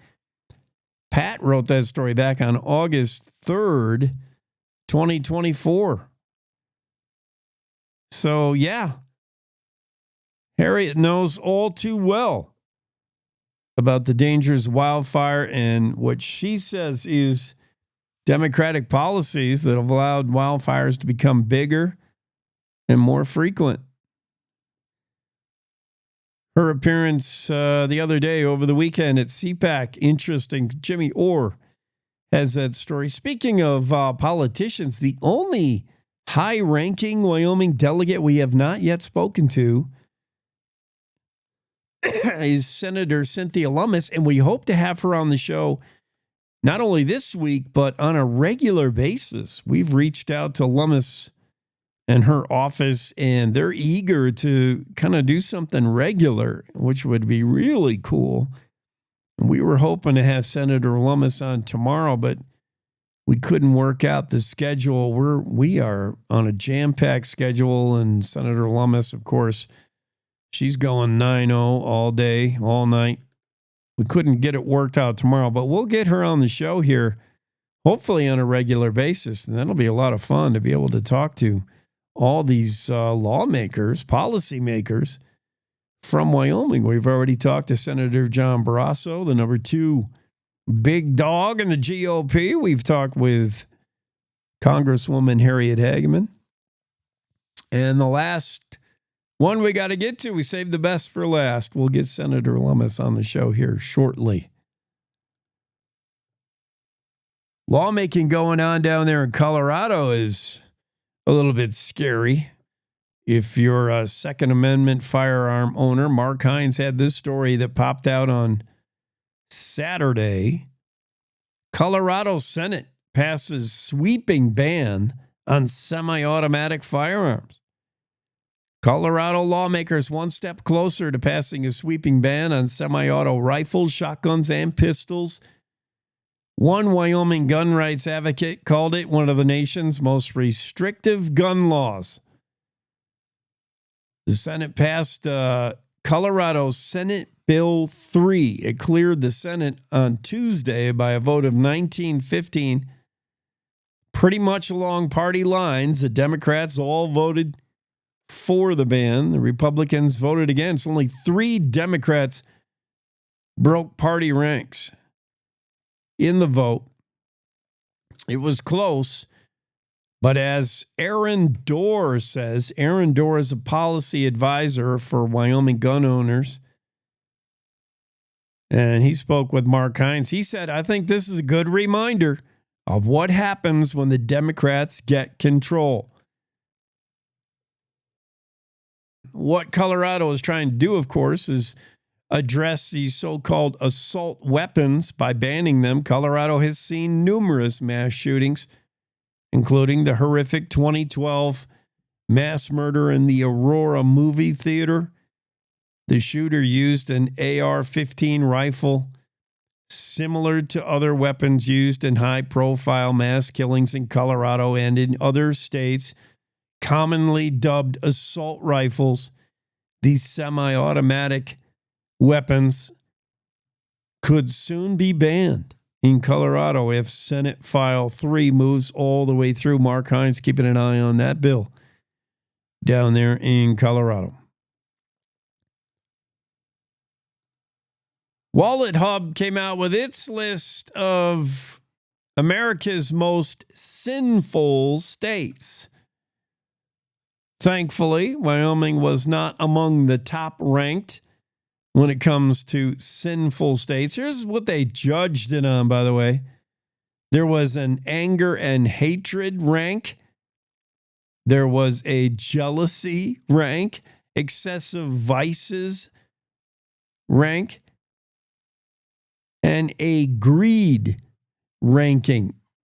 All this data was fed into the computers. They use things like violent crimes per capita, thefts per capita, whether, how much gambling is in a certain state, et cetera, et cetera. The metrics and methodology I won't dive into, but let's assume it's a legit study. Wyoming ranked pretty low in the sinful aspect. Care to guess? Think in your mind who might have been the most sinful state. But towards the bottom was Wyoming. One of the reasons we ranked near the bottom was, first and foremost, we're not very greedy, I guess. 46th ranked. The only states less greedy than Wyoming were Maryland, Arkansas, Georgia. Otherwise, and Utah. Otherwise, Wyoming is not very greedy. We also rank pretty well in jealousy. We don't tend to be very jealous in Wyoming. We ranked 43rd for jealousy. And Wyoming ranked 42nd in excesses and vices. I guess we don't do things to excess. We don't have a lot of vices, probably don't smoke a lot. Wyoming certainly drinks. I'm surprised we came away with the 42 score there. Wyoming did rank kind of high in the anger and hatred ranking. Oops. Yeah, we fell down a little bit there. We ranked 12th as the most angry and hating state. Interesting. You know who was the nicest? Connecticut. They don't get mad at anyone. They don't hate on anyone, I guess. Overall index rating for Wyoming was a 29.8. That was good enough for 46th. Overall, the only states less sinful than Wyoming were Utah, Vermont, New Hampshire, and Idaho was the least sinful of all the states, according to the Wallet Hub research. Most sinful? Were you thinking about who that might have been? Top 3, Nevada. That's probably the gambling. They're also very jealous, by the way, and very greedy in Nevada. California came in a close second, followed by Florida. Those are your top 3 for the most sinful states in Wyoming. Yeah, just checking that story out. Well, we got to a whole bunch on this Monday edition of the Cowboy State Daily Show with Jake. It was fun. And we'll do it again tomorrow, just in case we missed anything. That huge 153,000-pound tanker that flies and put out wildfires back in the day. We did that. Post Office has done an about-face on its Delivering for America plan. A huge change means Local mail originating in Wyoming at Cheyenne and Casper will not travel out of state for sorting and delivery. That's a departure from what Louis DeJoy had planned.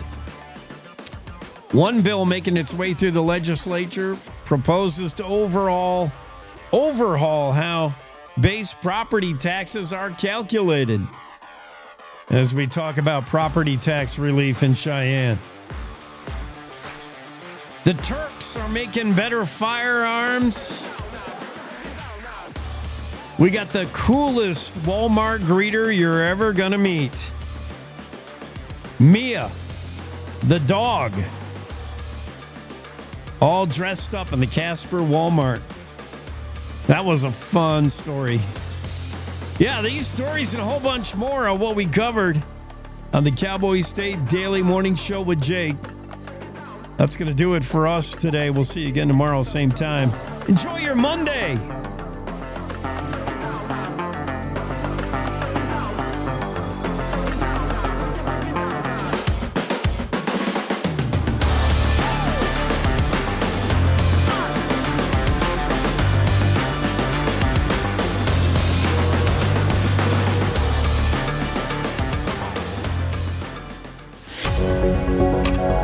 Good morning. This is the Cowboy State Daily Morning Show with Jake.